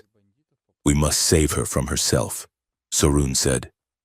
"Ren Cade is designated public enemy #1. Kill on sight. The coronation will proceed as scheduled to stabilize the lattice and pray for her return." The transmission ended. The cabin was silent. "Well," Ren said, leaning back in his chair, "I finally got a promotion. Public enemy #1. Vela stared at the blank screen. The people she loved, the people she wanted to save, they were being told to hate her, to fear her. "They took my name," she whispered. "They took my voice." Ren stood up. He walked over to the viewport, looking out at the stars. "They can keep the name," he said. "We are coming for the throne." He turned back to her, and his face was grim. "We have the journal. We have the truth. And we have the null variable." The planet Kest was not so much a world as it was a galactic blind spot. It was a ball of rock wrapped in a perpetual smog of unauthorized industry, where the rain tasted like copper and the neon signs were bright enough to burn retinas. It was the place where the Dominion's unwanted technology went to be stripped, repurposed, or sold to the highest bidder. Ren Cade piloted the stolen courier ship, the Vector, through the atmospheric turbulence. The hull rattled violently. "This place has charm," Ren shouted over the roar of the thrusters. "If you like lung disease and petty larceny." Vela sat in the co-pilot seat. She was wearing a heavy, grease-stained mechanic's jacket that Ren had scrounged from the ship's locker. It was 3 sizes too big. swallowing her delicate frame. She had pulled her hair back into a severe, messy knot, hiding the complex braids of the court. "Do not worry about my lungs," she said, clutching the armrests. "Just land us without crashing." Ren set them down on a landing pad that was more rust than metal. The moment the ramp lowered, the noise of the city hit them, a chaotic symphony of grinding gears, shouting hawkers, and the thrum of illegal anti-grav engines. "Welcome to the sprawl," Ren said, checking the charge on his laser cutter. "Keep your head down. Do not make eye contact. And for the love of the stars, do not speak High Aurelian." Vela nodded. She felt absurdly exposed, despite the disguise. She was a creature of silence and gold, and this world was loud and gray. They moved through the crowded streets. The population was a mix of species: four-armed dock workers, cybernetic traders, and humans with skin turned gray by the lack of sun. Ren led them to a street vendor selling skewers of meat that sizzled with blue electric arcs. "Hungry?" Ren asked, grinning. "It is a local delicacy. Thunder skewers. They shock the meat to tenderize it." Vela stared at the food. It looked like a science experiment gone wrong. "I am fine," she said. A massive, hulking alien with one cybernetic eye leaned over the counter, peering at Vela. "What is the matter, little bird?" The alien rumbled in a guttural dialect of trade common. "Too fancy for street meat?" Vela froze. Her accent would give her away instantly. The vowels of the court were soft and rounded. The vowels here were sharp as shivs. Ren stepped in smoothly, placing a hand on Vela's shoulder. "She does not speak common, chief," Ren said, dropping into a rough, unslang-heavy accent. "She is from the Outer Rim, brain scrambled by a hyperdrive leak. I am just her translator." The alien grunted, looking Vela up and down. "She looks soft. She bites," Ren said darkly. "Give me 2 skewers, and try not to poison us." They walked away with the food. Vela took a bite of the electrified meat. It tingled on her tongue, tasting of ozone and spice. It was terrible. It was wonderful. "You are a terrible liar," she mumbled, wiping grease from her lip. "Brain scrambled? It worked, didn't it?" Ren said, taking a massive bite of his own. "Besides, you are soft. You are used to pillows made of clouds. This pavement is going to be a shock to your system." "I am adapting," Vela said, stepping over a puddle of glowing sludge. They reached the destination, a dilapidated workshop tucked under the supports of a massive maglev train line. The sign above the door read, "Jaxo's Repairs. No refunds." Ren knocked a complex rhythm on the metal door. "Jaxo is an old friend," Ren whispered. "He used to be a tech priest for the Dominion. High level. He defected 20 years ago when they asked him to install a pain compliance chip in a child. He knows the Oath engine better than anyone." The door slid open with a screech. A figure stood there.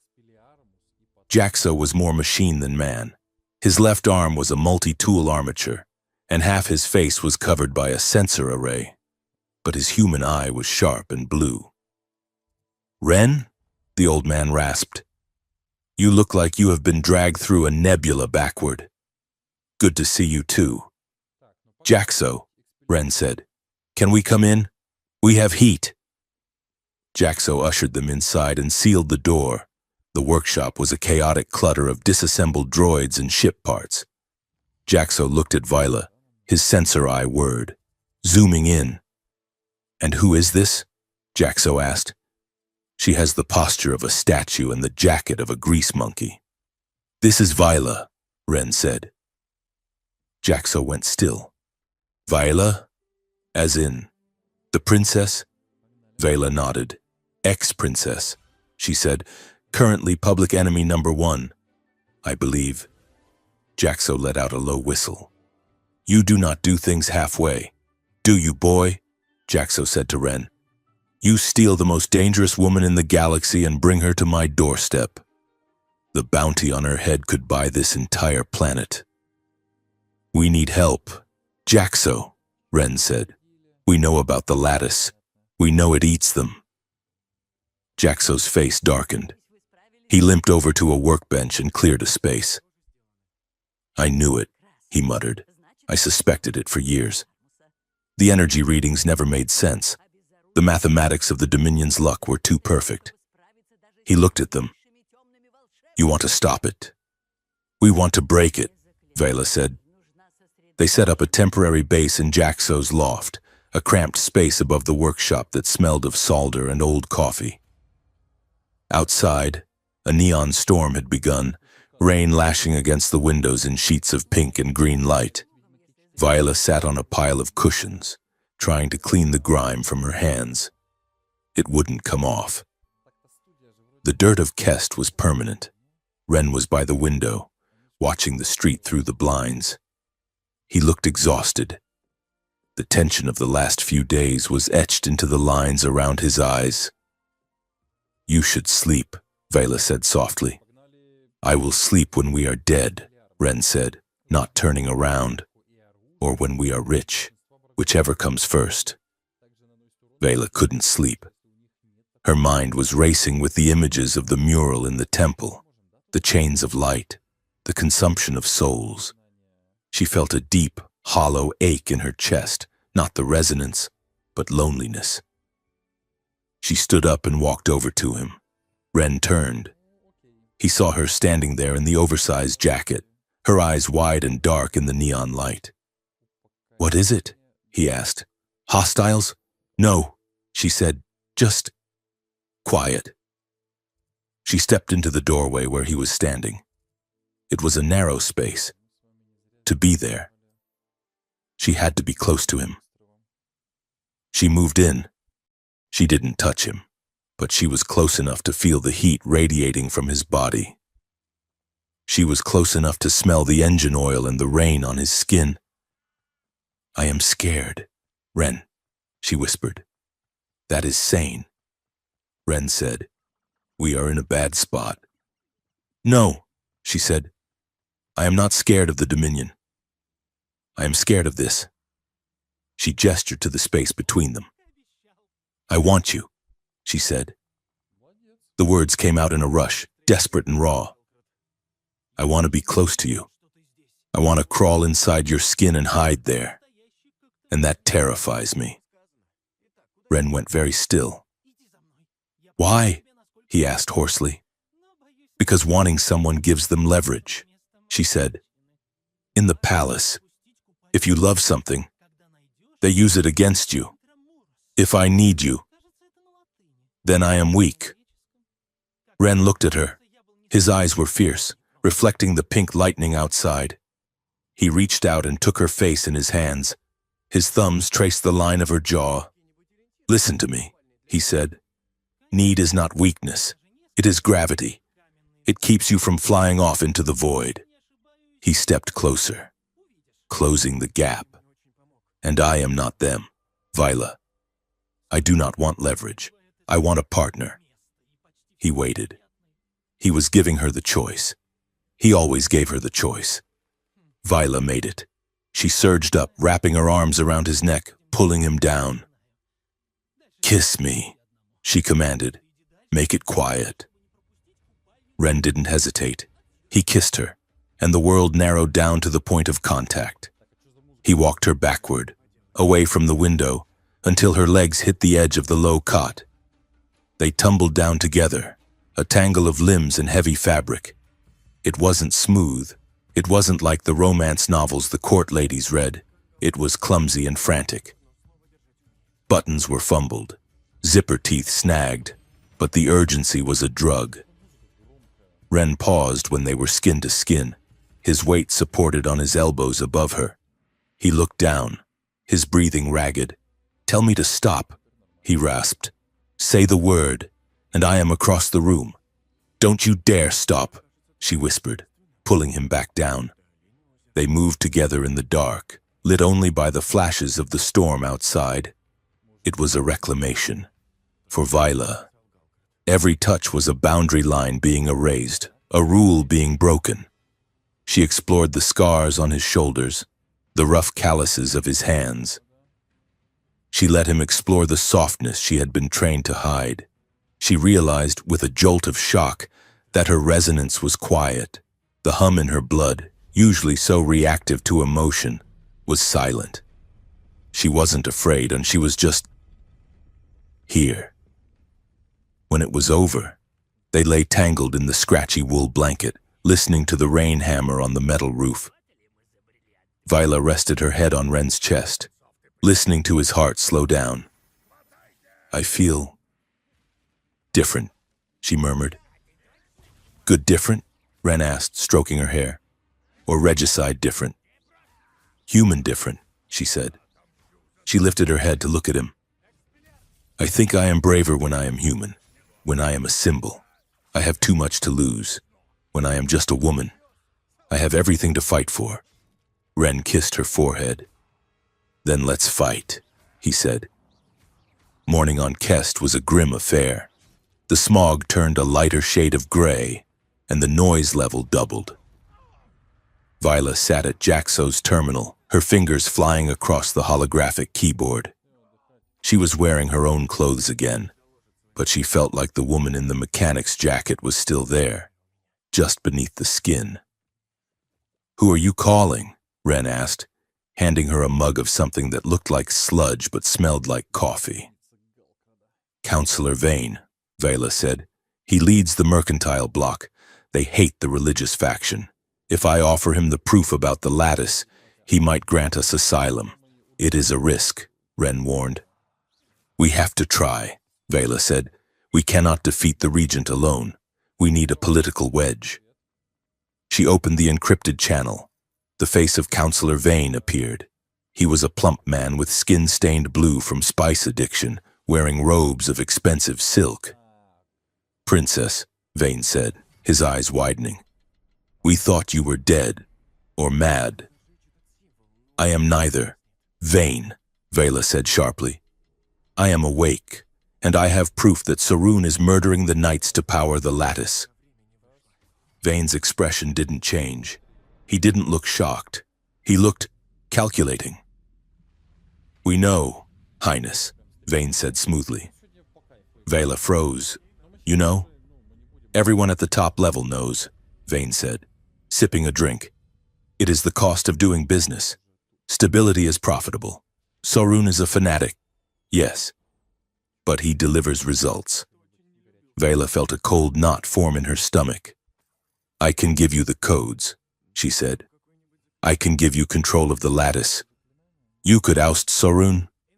Vane smiled. It was a shark's smile. "Now that is interesting. If you surrender to me, Viola, and bring the mechanic, we can discuss a transfer of management. The lattice is a valuable asset. It would be a shame to break it." Viola stared at him.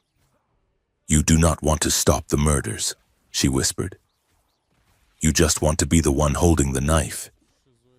Vane shrugged. "There are no clean hands in the capital, my dear. Only full pockets. Come in from the cold. I will make sure your cage is very comfortable." Vela cut the feed. She sat there, staring at the blank screen. Ren put a hand on her shoulder. "I told you," he said gently. "They are all sharks. They do not care," she said, her voice trembling with rage. "None of them care. It is all just power." Suddenly, the proximity alarm on Jaxo's console screamed, "Perimeter breach. Sector 4. Dominion signatures detected." Ren spun around. "Jaxo," he shouted, "and we have company." Jaxo didn't answer. He was standing by the door, holding a data pad. He looked sad. "I am sorry." "Ren," Jaxo said. Ren stopped. He looked at his mentor.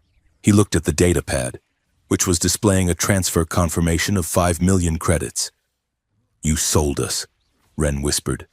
"They offered me a full pardon," Jaxo said, his voice shaking. "And a new arm." I am old, Ren. I do not want to die in this hole. Ren's face crumpled. It was the first time Viola had seen him look truly hurt. You taught me everything I know, Ren said. You taught me that machines do not lie. People do, Jaxo said.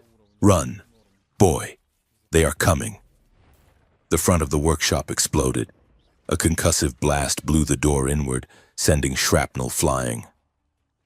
Ren tackled Viola, shielding her with his body as debris rained down. Dominion shock troopers poured through the smoke, their armor painted matte black. Go! Ren yelled, grabbing Viola's hand. The roof! They scrambled up the ladder to the skylight.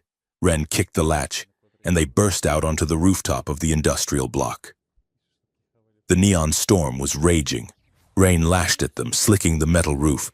Thunder boomed, shaking the foundation. Below, in the alley, a squad of pursuit drones was rising, their red eyes locking onto them. We need wheels, Ren shouted. He pointed to a rack of anti-grav bikes parked on the adjacent roof. Jump! They leaped across the gap, landing hard on the wet metal. Ren grabbed the nearest bike, a heavy, souped-up cargo hauler. He hot-wired it in 3 seconds. Get on! Viola jumped on behind him, wrapping her arms around his waist. Ren gunned the engine. The bike roared to life. Lifting off the roof, he spun it around and gunned it, shooting off into the stormy sky just as laser fire erupted behind them. Hold on, Ren screamed. He dove into the traffic of the city, weaving between massive floating barges and neon signs. The wind whipped Viola's face, stinging her eyes. Behind them, the drones were gaining. They were smaller, faster, and they didn't care about traffic laws. They are locking on, Viola shouted in his ear. Do your thing, Ren yelled back. My thing? The spooky stuff. Snap them. Viola turned in the seat, looking back at the swarm of 5 drones. She reached out with her mind. She didn't try to stop time this time. She tried to be precise. She felt the gyroscopes inside the drones. She felt the delicate balance of their flight computers. She pushed. Snap. She twisted the gravity around the drones by 10 degrees. The drones lurched violently to the left. 2 of them slammed into a billboard advertising synthetic whiskey. They exploded in a ball of fire. 2 down, she shouted. 3 more corrected their course, firing plasma bolts. A bolt grazed the side of their bike, scorching the metal. Ren slammed the bike into a dive, plunging into the narrow canyons of the lower city. I need a jammer, Ren shouted. He reached into his tool belt and pulled out a portable welding unit he had stolen from Jaxo's shop. Steer, he yelled, grabbing Viola's hands and forcing them onto the handlebars. What? I cannot drive this. It is just a big spoon with an engine. Don't hit the walls. Ren turned around in the seat, facing backward. He hacked the settings on the welder, cranking the electromagnetic output to maximum. He waited until the drones were right on their tail. Eat static, Ren screamed. He triggered the welder. A pulse of raw, unshielded electromagnetic energy burst from the tip. It hit the drones. Their sensors fried. Their engines cut out. They dropped like stones, smashing into the pavement below. Ren spun back around, taking the controls just before Viola drove them into a garbage chute. Nice driving, he panted. You are insane, she yelled, laughing hysterically. They ditched the bike in the rusted skeletal remains of the old shipyard. It was a graveyard of metal, where the carcasses of decommissioned starships lay rotting in the acid rain. Ren pushed the bike into a canal of sludge. We need to keep moving, he said. They will scan the grid. They took shelter in a massive, hollowed-out hangar. It was dark, lit only by the flickering of dying power cells. As Viola's eyes adjusted, she gasped. Ren. Look, hanging from the ceiling, suspended on chains like butchered meat, were hundreds of suits of armor, They were knight armors, cracked, burned, blasted open. Some still had the dark stains of dried blood inside the chassis. It was a graveyard, the final resting place of the heroes. There are so many, Vela whispered, walking down the aisle of dead metal. She stopped in front of a suit painted in blue and gold. The chest plate was melted inward. Sir Kalen, she said, reading the faded serial number. He died 5 years ago. They said he flew his ship into a sun to stop a solar flare. She touched the cold metal. He didn't fly into a sun. They blew him up from the inside. Ren was not looking at the tragedy. He was looking at the tech. He had opened the chest panel of a nearby suit and was deep in the wiring. "Viola, come here," he said. His voice was tight. She walked over. "I figured it out," Ren said. "I know how the inversion works." He pointed to a black box in the center of the chest cavity. "The oath engine works on a binary command structure. The knight swears an oath. That is a yes signal. The lattice accepts the yes and draws power. If the knight resists, the machine forces a yes through pain compliance. And it has no protocol for a no," Ren said. "It assumes the user is sworn." He looked at her, his eyes intense. "If a non-sworn user, someone like me, a null, jacks into the interface and actively rejects the command. If I scream no into a system that only understands yes." "It crashes?" Vela asked. "It inverts," Ren said. "Instead of drawing power out to the lattice, it forces a feedback loop back into the control network. It becomes a virus, a shield that pushes back."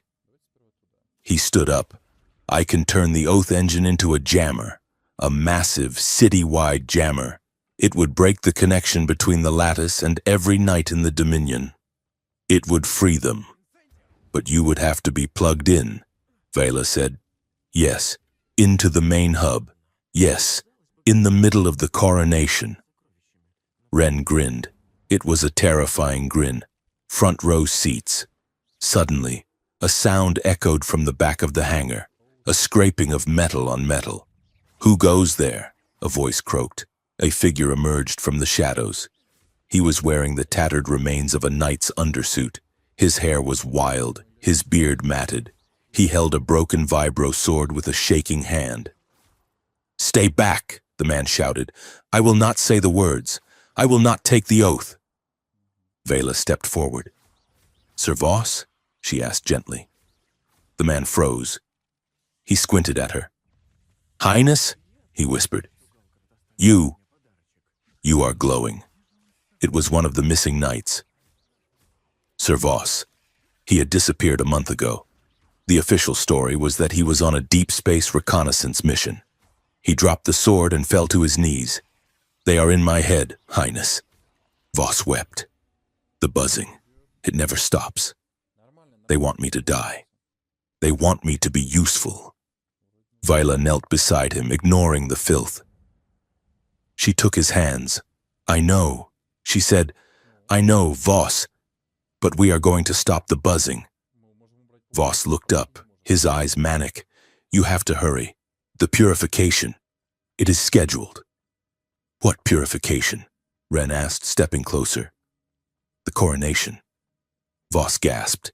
"They are not just crowning you, Highness. They are going to purify you." "What does that mean?" Vela asked, dread pooling in her stomach.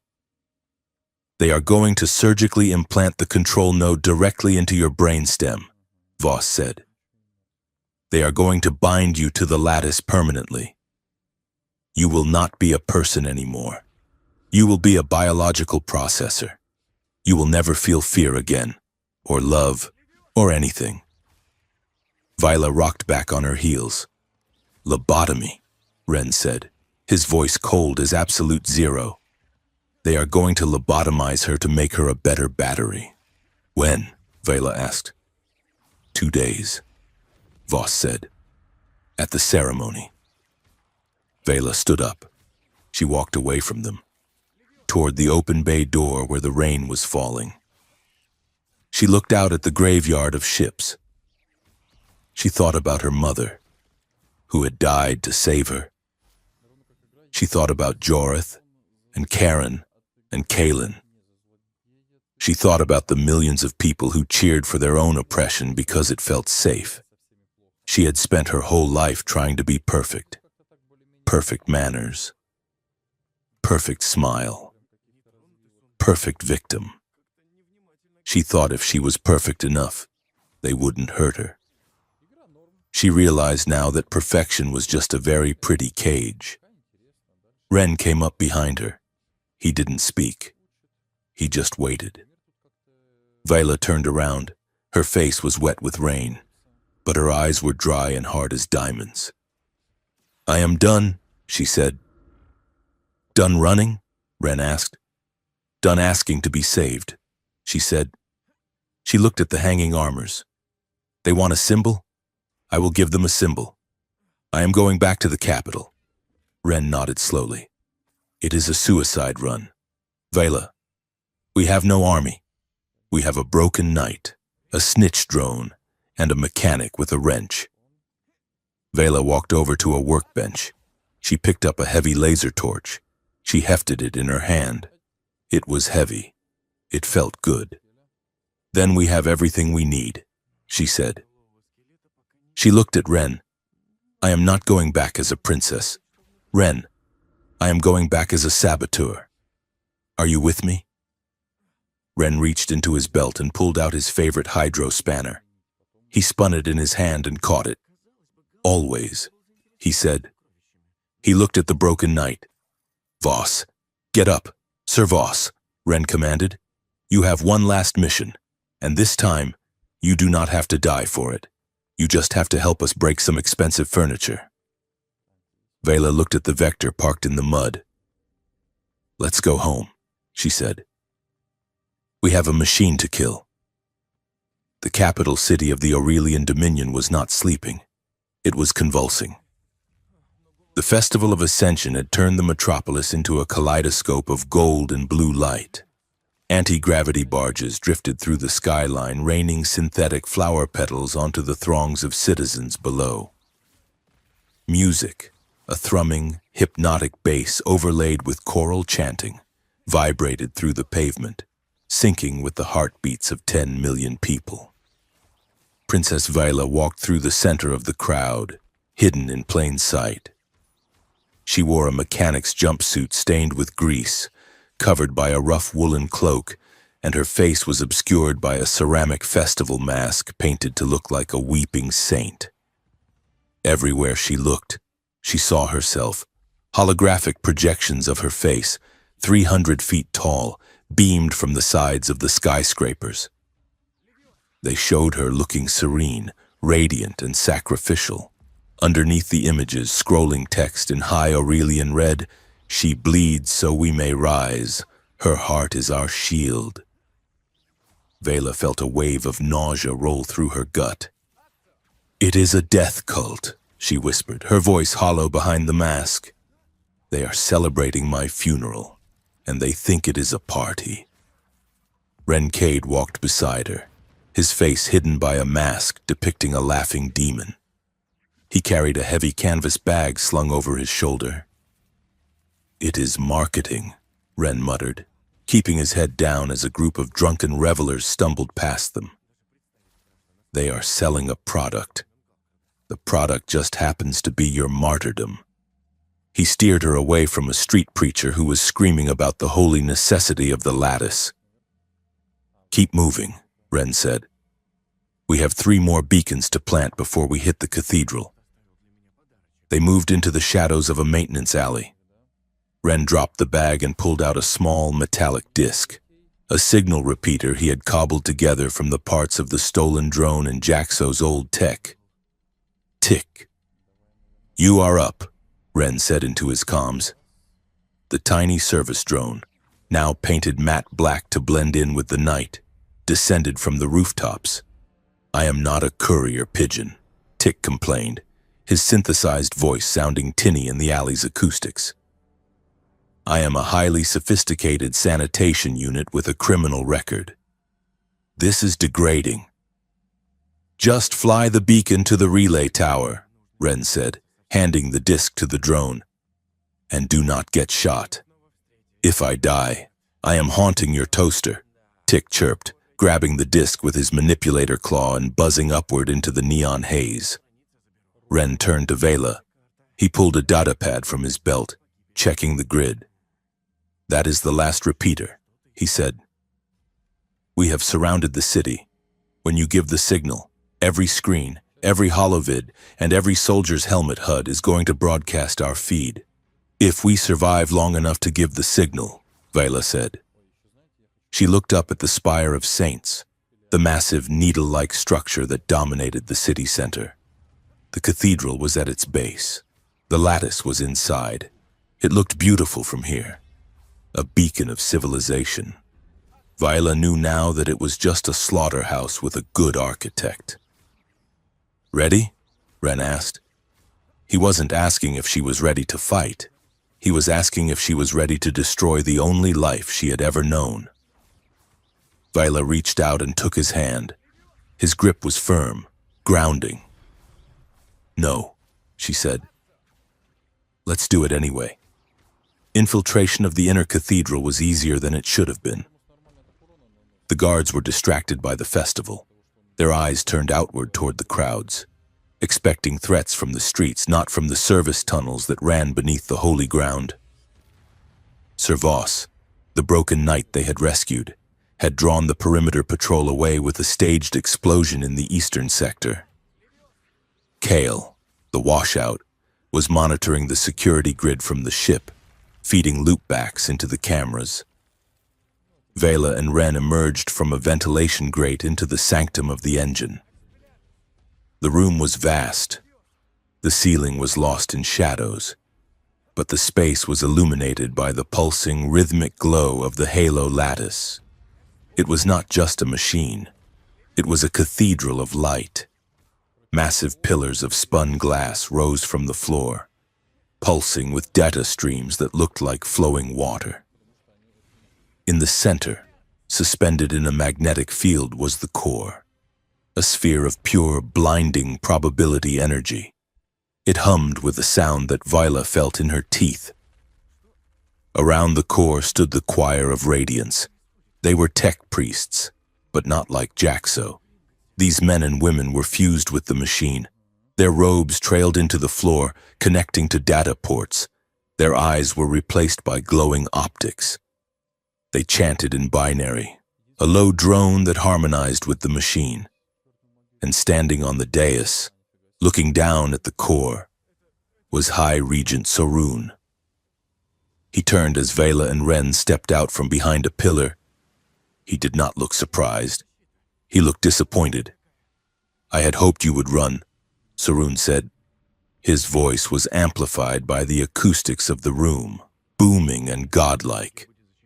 I hoped you would take the chance to live a quiet life in the outer rim. He descended the stairs, his movements graceful and predatory. Viola pulled off her mask and let it shatter on the floor. There is no quiet life, Sorun, she said. Not while you are feeding people to this thing. Sorun sighed. He gestured to the lattice. Look at it, Viola. It is magnificent. It is holding the galaxy together. Before the lattice, there was chaos, war, famine.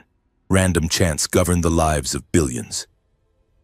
Now, we have peace. We have certainty.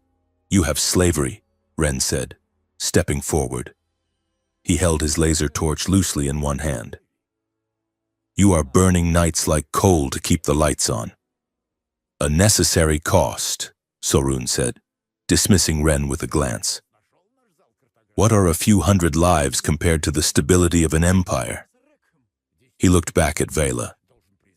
I can stop the coronation, he said softly. I can spare you the surgery. You do not need to be implanted. You just need to take your place. Sit on the throne. Be the symbol. Let the knights do the dying. He spread his hands. Do it for your people. Vila, if you destroy the lattice, the probability field collapses. The civil wars suppressed by the machine will erupt. Economies will crash. Billions will die in the chaos. Is your freedom worth 1 billion lives? Vela hesitated. The weight of his words hit her like a physical blow. She had been raised to put her people first, to sacrifice. Sorun saw the hesitation. He smiled, a thin, cruel expression. You feel it, don't you? The guilt, the empathy. It is overwhelming. He took a step closer. Do you know why you feel it so strongly, Vila? Do you think it is natural for a human being to care so much that it hurts? Vela frowned. What are you talking about? Sorun tapped his own temple. You were not born with the resonance, my dear. You were made. When you were an infant, we altered your neural pathways. We expanded your amygdala. We tuned your limbic system to be hyper-reactive to the suffering of others. Vela went cold. The room seemed to spin. No, she whispered. We designed you to be the perfect anchor, Sorun continued, his voice dripping with satisfaction. Your empathy is not a virtue. It is a control mechanism. We made you lonely so you would seek connection. We made you afraid so you would seek protection. We made you love them so you would die for them. Vela fell to her knees. Every emotion she had ever felt, her grief for her mother, her fear for the knights, her love for her people, suddenly felt fake, manufactured. She wasn't a person, she was a wetware component, programmed to feel pain so the machine would run smoothly. I am nothing, she gasped, clutching her chest. It is all a lie. Even my own heart is a lie. Sorun loomed over her. Submit, Vila. It is what you were built for. Ren moved. He didn't attack Sorun. He dropped his weapon and knelt beside Vela, grabbing her shoulders. Hey, he said sharply. Look at me. Vela shook her head, tears streaming down her face.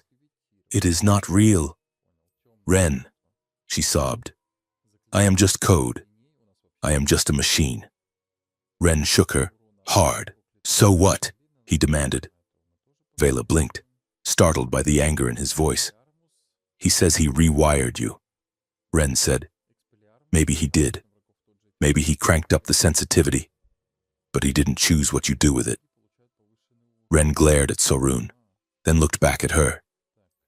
He built you to be afraid. Fine. Use the fear. He built you to care. Good. Because that means you care enough to stop him. Ren's hands were warm on her arms. Real. Solid. Control, not destiny, Ren said fiercely. It does not matter how the engine was built. It matters who is driving it. Are you driving? Or is he? Vela looked at Ren. She saw the fear in his eyes, not for himself, but for her. She looked at Sorun. The regent looked smug, certain of his victory. A sudden, sharp clarity cut through her despair. Sorun had made a mistake. He thought telling her the truth would break her, but he had just given her permission to stop hating herself for being weak. She wasn't weak. She was highly tuned. Vela took a deep breath. She wiped the tears from her face. She looked up at the vaulted ceiling of the cathedral, with its ridiculous floating buttresses and spinning halos. She let out a short, wet snort of laughter. Ren looked at her, confused. What? Whoever designed this place, Vela muttered, her voice shaky but gaining strength, has never repaired anything in their life. Look at those load-bearing arches, they are purely decorative. If you hit the frequency right, the whole roof comes down. Ren stared at her. Then a slow grin spread across his face. Yeah, he said. It is a structural nightmare. Vela stood up. She dusted off her knees. She looked at Sorun. You messed with my head. Sorun, she said coldly. But you forgot to install a braking system. Sorun's smile vanished. Kill them, he commanded. The floor behind Sorun split open. A platform rose, bearing a knight in armor of pure white, edged with gold. He was huge.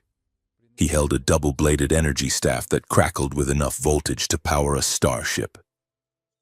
"This is Sir Valerius," Sorun said, backing away toward the control node, the culmination of the project. He has no memory, no name, no hesitation. He is the perfect knight.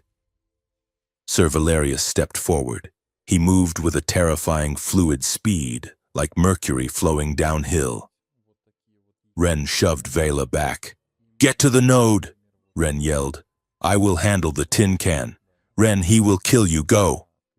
Vela sprinted toward the control dais where Sorun was retreating. Sir Valerius lunged to intercept her. Ren threw a magnetic grenade at the knight's feet. The grenade exploded, not with fire, but with a localized magnetic pulse. It should have stuck the knight's boots to the floor. It didn't. The armor shifted, the alloy repelling the magnetic field. Valerius didn't even slow down. He swung the staff at Ren. Ren ducked, the blade sizzling over his head, singing his hair. He rolled, coming up with his laser torch. "Okay," Ren muttered. "Non-magnetic alloy. Smart." Valerius spun the staff, a blur of light. He advanced on Ren, silent and unstoppable. Ren couldn't fight him. He was a mechanic, not a duelist. He had to think like an engineer, and he looked at the floor. The cathedral was built on top of the reactor cooling systems. The floor plates were vented. Ren scrambled backward, luring the knight toward a section of grating where the steam vented. Valerius swung again, a downward chop that cracked the stone floor. Ren barely sidestepped. He is fast, Ren thought, panic rising. Too fast. Ren grabbed a pry bar from his belt. He waited. Valerius stepped onto the vent. Now. Ren jammed the pry bar into the release mechanism of the floor plate. He wrenched it open. A blast of superheated steam from the reactor core erupted upward, directly into the knight. Valerius staggered back, his sensors blinded by the heat. Ren didn't stop. He threw a canister of liquid coolant, stolen from the ship, into the steam. The thermal shock was instant. The superheated armor was hit by absolute zero cold. Metal groaned. Microfractures appeared on the pristine white surface. Valerius fell to one knee, his servos locking up. Ren collapsed against a pillar, gasping for air. Physics. He wheezed. It works every time. But Valerius wasn't done. The knight forced himself up, the servos screaming in protest. He turned his head, not toward Ren, but toward Vela. His directive was absolute. Protect the lattice. Eliminate the threat. He ignored his frozen joints and charged at Vela. Vela reached the control dais. Sorun had locked the interface behind a force field. She turned to see the broken, frozen monster of a knight charging at her. She didn't run. She didn't use her resonance to crush him. She stepped forward. "Stop," she commanded. Valerius halted, his blade inches from her face. The programming forced him to pause for the princess, but only for a second. Viola looked into the visor of the helmet. "I know you can hear me," she said, her voice shaking. "I know there is a person inside that machine. Target locked." The knight's external speaker droned. "Eliminate." "They took your name," Vela said. "They took your memories, but they did not take your choice." The staff trembled. The knight was fighting the code. Sorun, safe behind his force field, laughed. "He cannot hear you. Vela, he is a machine. He is a man," Vela shouted back. She reached out and placed her hand on the knight's chest plate. "Right over the oath engine. I am giving you an order, Sir Knight," she whispered. "Not as your princess, as a human being." The knight went still. "Live for yourself," Vela said. "Not for me. Not for the Empire. For you." The knight's helmet tilted slightly. A tremor ran through the massive frame. Directive conflict, the speaker buzzed. Oath. Failing. Valerius lowered the staff. He looked at his own hands. Then he looked at Sorun. The regent's face went pale. Ren! Now! Vela screamed. Ren was already moving. He sprinted up the stairs, past the confused knight. He reached the main console of the Oath engine, the central hub where the lattice connected to the armor network. He didn't try to hack it. He pulled out the inverted interface device, the No machine he had built in the shipyard. He jammed it into the primary port. Eat this! Ren snarled. He slammed the activation switch. The result was immediate and violent. The Oath engine let out a sound like a dying scream. The lights in the cathedral flickered red. The feedback loop Ren had designed slammed into the system. Instead of drawing power from the knights, the lattice tried to push it back. The flow reversed, across the city, across the planet, across the star system. Thousands of knights froze as their armor suddenly rejected the death command. In the cathedral, the lattice convulsed. The floating halos of code shattered. Sorun screamed as his console exploded in a shower of sparks. The force field dropped. Vela stepped up to the broadcast microphone. It was still live, connected to the citywide grid by Ren's earlier sabotage. She grabbed the mic. Her hands were steady. Citizens of the Dominion, she said. Her voice echoed from every speaker in the capital. I am not a saint. I am a battery, and you are being lied to. She told them everything. She spoke fast, raw, and angry. She told them about the murders. She told them about her mother. She told them that their peace was bought with blood. We are done dying for your comfort, she said. The lattice is broken. The lie is over. Wake up. The city did not wake up quietly. It woke up screaming. On the screens outside, Vela and Ren could see the chaos erupting. The illusion of order shattered instantly. Soldiers in the streets looked at their comms, then at their officers, and threw down their weapons. Citizens who had been praying minutes ago began to tear down the banners. But the faithful, the true believers of the choir, did not surrender. Inside the cathedral, the tech priests disconnected themselves from the dying lattice. They pulled weapons from their robes, energy pistols and jagged blades. Kill the heretics, Sorun shrieked, clutching his burned arm. Secure the princess. The priests surged forward. Ren grabbed Vela. We have to go. The exit is blocked. They fought. Ren used his laser torch like a club. Vela used her resonance, blasting priests back with waves of distorted gravity. Sir Valerius, the perfect knight, stepped in front of them, his staff spinning, defending them against his creators. But there were too many of them. A priest struck Ren from behind with a shock baton. Ren crumpled, his legs seizing up. Ren! Viola screamed. Two priests grabbed her arms. She struggled, unleashing a pulse of force that cracked the floor, but they held on. They dragged her away from the console, away from Ren. Bring her to the dais, Sorun shouted, his eyes wide with madness. The coronation must proceed. If the lattice will not take the knights, it will take her. We will bind her now. They dragged Vela up the steps toward the throne. The crowning chair was there, a terrifying device of gold and needles designed to interface directly with her brainstem. Ren tried to crawl after her. Let her go, he wheezed, spitting blood. A guard kicked him in the ribs, flipping him onto his back. He lay there, staring up at the vaulted ceiling, his vision swimming. He couldn't move. His body was broken. He watched as they forced Viola into the chair. He watched as the restraints clamped around her wrists and forehead. She looked down at him. Her eyes were terrified, but she wasn't crying. The lattice flared one last time. a desperate, dying gasp of the machine trying to find a new host. The golden needles of the chair began to descend toward Vila's temples.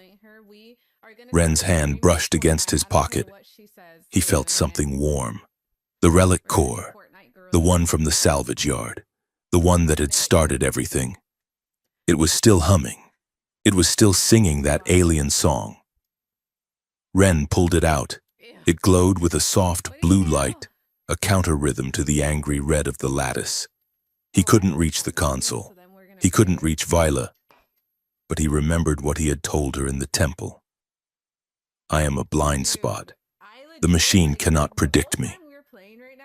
He locked eyes with Vela across the chaos of the cathedral.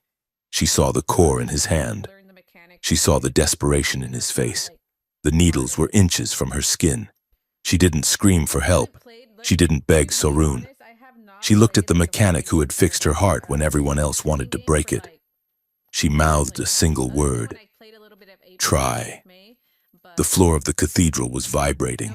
It was a subtle tremor, the kind only a mechanic would notice, the shudder of a massive engine running past its red line.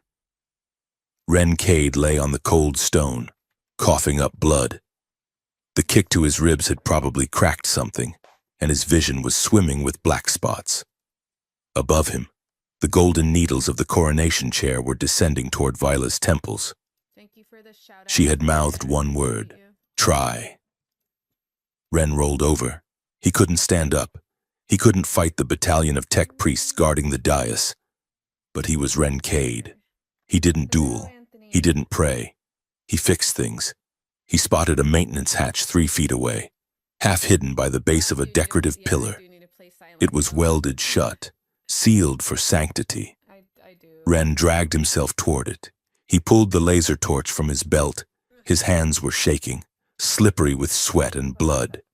He jammed the torch tip against the seal and fired. The metal hissed and bubbled. Ren didn't wait for it to cool. He kicked the hatch with his heavy boot. Once, twice.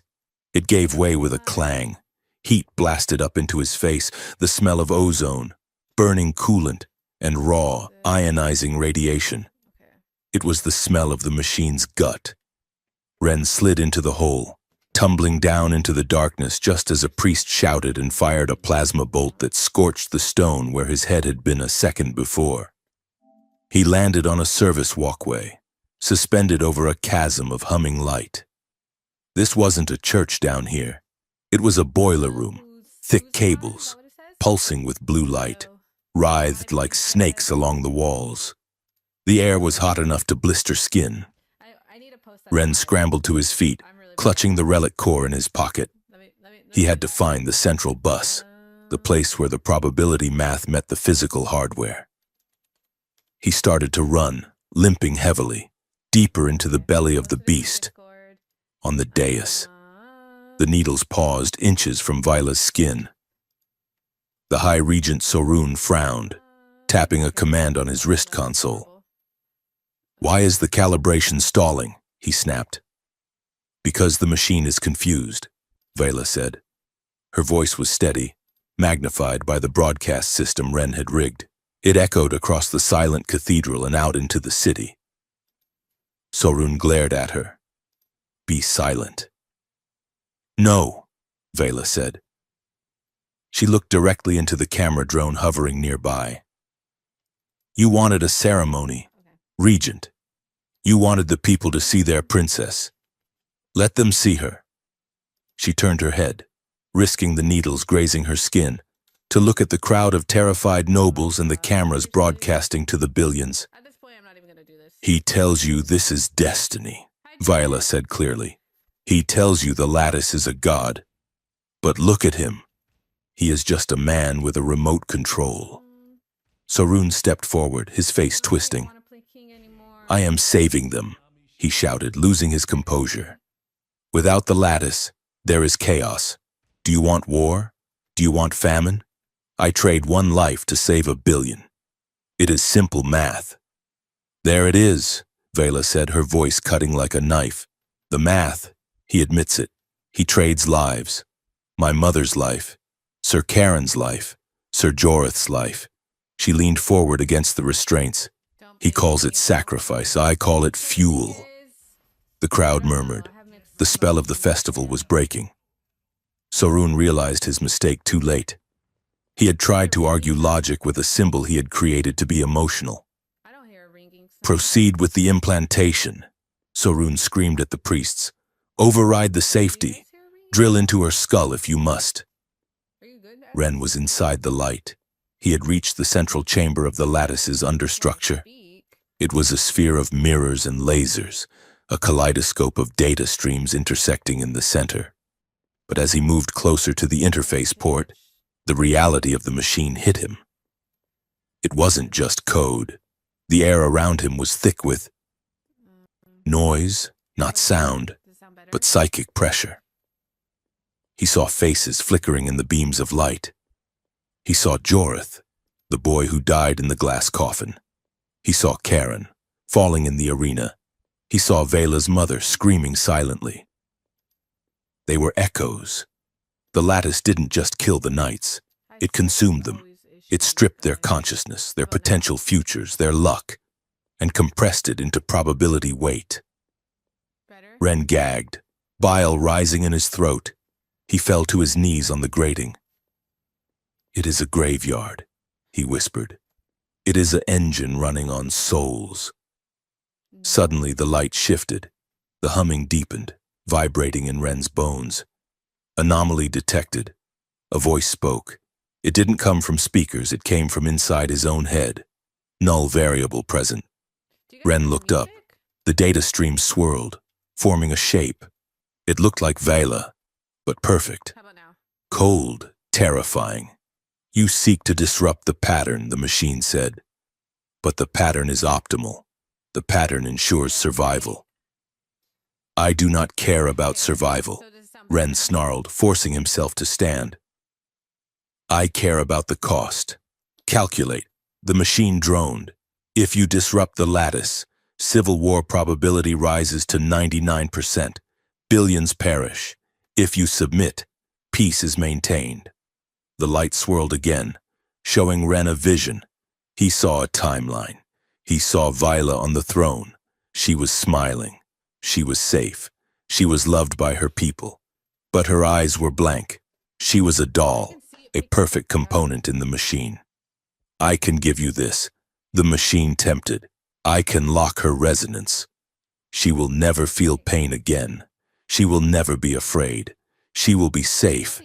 You want her to be safe, do you not? Mechanic?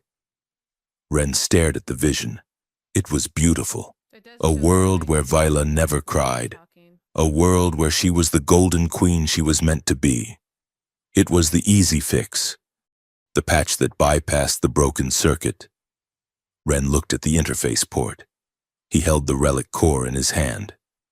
He thought about Vila in the greenhouse, her hands trembling. He thought about her in the rain on Kest, kissing him with desperate terror. He thought about her telling him she wanted to be human. She does not want to be safe, Ren whispered. He gripped the core tighter. She wants to be real, illogical, the machine stated. Safety is the primary directive. That is why you are broken, Ren said. He stepped forward, fighting the pressure of the probability field. It felt like walking through solid water. Real life hurts. You glorified calculator. Real life is messy. And she has the right to choose the mess. Ren reached the port. I am not buying her a cage, Ren shouted. I am buying her a wrench. He slammed the relic core into the main data bus. On the dais, the needles began to spin. Vila squeezed her eyes shut. She didn't pray to the stars. She didn't pray to the ancestors. She thought of a grease-stained hand holding hers. Try. I am not yours, she whispered to the machine. I am not a resource. I am Vila. She opened her eyes and screamed it. I am Vila. And I quit, below her, in the dark. Ren twisted the core. The connection snapped. It wasn't an explosion. It was a silence. The humming of the lattice, the sound that had been the background noise of the capital for 100 years, simply stopped. The golden needles froze. The lights in the cathedral turned from a holy blue to a stark, warning red. Then, the pulse hit. The inverted oath engine signal Ren had programmed blasted out from the core. It traveled through the hard lines, through the wireless grid, through the armor links.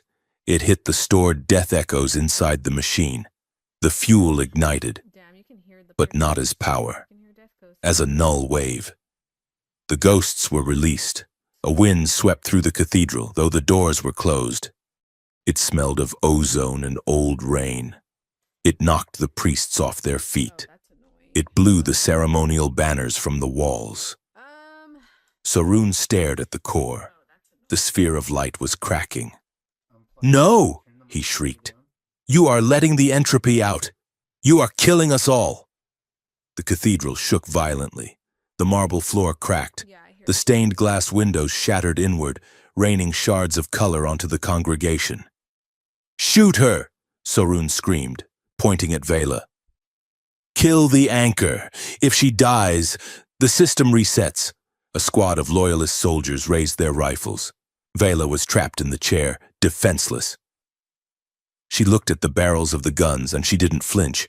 She had made her choice. "Fire," Sarun commanded. The soldiers fired, but the plasma bolts never reached her. A figure blurred into motion. A wall of white and gold alloy stepped between Vila and the volley. Sir Valerius stood there. He didn't have a shield. He took the shots with his body. The plasma scorched his armor, melting the pristine white plating. But he didn't fall. He stood like a mountain. He turned his head toward Sarun. The visor was cracked. Oath negated. His external speaker boomed, "Choice accepted."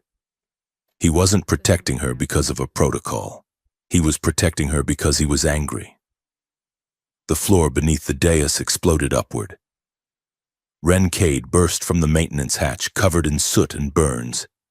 He didn't look like a hero. He looked like a madman who had just crawled out of hell.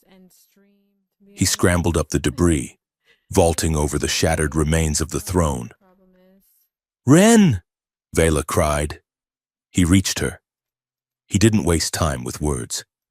He used the laser torch to slice the restraints on her wrists. The chair collapsed. Vela fell into his arms. They held each other for a split second, a desperate, crushing embrace amidst the falling masonry. "We did it," Ren gasped, coughing smoke. "We broke it." "We really broke it," Viola said, looking at the ceiling which was currently caving in. "We should run," Ren suggested. "Yeah," Viola agreed. "Running is good." They turned to flee. Sir Valerius was holding back the soldiers, swinging his energy staff with brutal efficiency. "Go!" the knight roared. "The core is critical." Ren grabbed Vela's hand. They sprinted down the steps of the dais, dodging chunks of falling marble. The air was filled with a high-pitched whining sound, the death rattle of the lattice. The reality of the cathedral was warping. The probability field was collapsing, causing strange distortions, gravity shifting sideways, pillars stretching like taffy, glimpses of alternate skies flickering through the roof. "Don't look at it," Ren shouted, pulling Vela through a cloud of dust. "Just look at the door." They reached the main archway just as the central spire began to fall. They burst out into the cool night air of the plaza, tumbling down the stairs as the cathedral behind them tore itself apart in silent thunder. They rolled to a stop on the cobblestones, behind them. The lattice imploded. It wasn't a fire. It was a contained aurora burst, a shockwave of pure, beautiful light that swept out from the ruin. It passed over them. It passed over the city. It didn't burn. It felt like a heavy weight being lifted off the chest of the world. Across the plaza, hundreds of knights who had been standing guard during the festival suddenly collapsed, then began to stir. Their armor lights turned from red to a soft, neutral white. They were waking up. The control layer was gone. Vela lay on the ground, staring up at the sky. The fake holographic stars were gone. The real stars were there, cold, distant, and uncaring. It was the most beautiful thing she had ever seen. Ren rolled onto his side, groaning. He looked at her. His face was streaked with soot, his hair singed, blood trickling from his nose. "You okay?" he wheezed. Vela reached out and grabbed his collar. She pulled him down to her. She kissed him. It wasn't a tentative kiss. It was a vow. It was fierce and terrified and alive. "I am terrified," she whispered against his lips. "We destroyed the government. We broke the religion. We have nothing." Ren rested his forehead against hers. He closed his eyes. "We have a toolbox," he whispered back, "and we have us." He kissed her again, gentle this time. "I will keep choosing you, Vila, every day, even when it is messy, especially when it is messy." Vila laughed, a sound that was half sob. "Good," she said, "because I am going to need a lot of repairs." The aftermath was not a fairy tale. The Dominion did not magically become a utopia. It broke. Without the lattice to enforce probability, the suppressed tensions of 100 years erupted. 3 planetary governors declared independence within the week. The trade guilds rioted. The currency crashed. High Regent Sorun was captured trying to flee the planet in a diplomatic shuttle. He was awaiting trial, though half the populace wanted to hang him without one. Vila refused to be crowned. She stood in the ruins of the council chamber, wearing a plain gray suit. Across from her sat the provisional leaders, a trade union boss, a defected admiral, a representative from the Outer Rim, and Sir Valerius, who spoke for the Free Knights. It was a shouting match. Everyone wanted power. Everyone was afraid. "We need a ruler," the admiral shouted. "We need stability. We need a system that works," Vela countered, slamming her hand on the table. "No more monarchs. No more magic engines. We form a council. We vote. But the people are scared," the union boss argued. "They want the princess. The princess is dead," Vela said coldly. "I am just the woman who knows where the bodies are buried." She looked at them. "Victory does not end history," she said. "It starts responsibility. We broke the cage. Now we have to build the house. And this time, we are building it with doors." 6 months later, the scaffolding was still up around the east wing of the palace. The air smelled of sawdust and wet concrete. Ren Cade stood by a workbench in what used to be a royal reception hall. It was now a machine shop. He was working on a drone, Tick, who had lost a stabilizer during the riots and was currently complaining about his lack of paint. "I want racing stripes," Tick chirped, "red ones, to signify my danger." "You are getting rust-proofing," Ren muttered. "Be grateful." He heard footsteps behind him. He didn't turn. He knew that stride. "You are late," Ren said. Vila walked into the sunlight.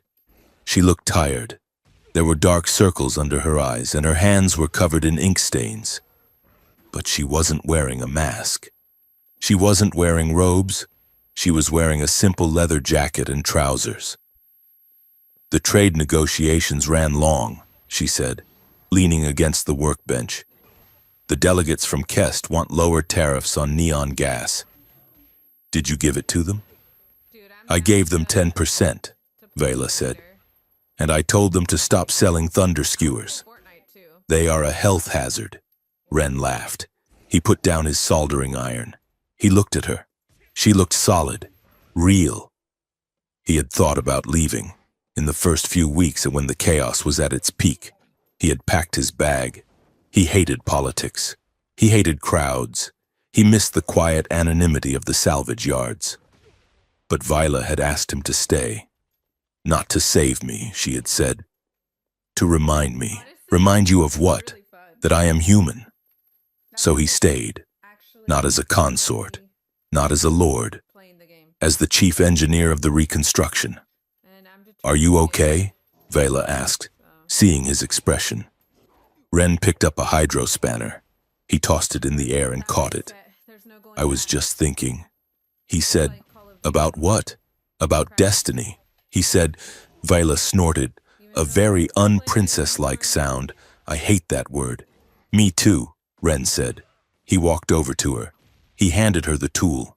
Here, he said, the primary coupling on the HVAC system is loose. I need a second pair of hands. Vela took the spanner. She weighed it in her hand. It felt heavy. It felt like control. She looked up at him. The sunlight caught the dust motes dancing between them. They weren't a fairy tale couple. They were tired, overworked, and facing a galaxy of problems. But they were free. Lead the way, mechanic, she said.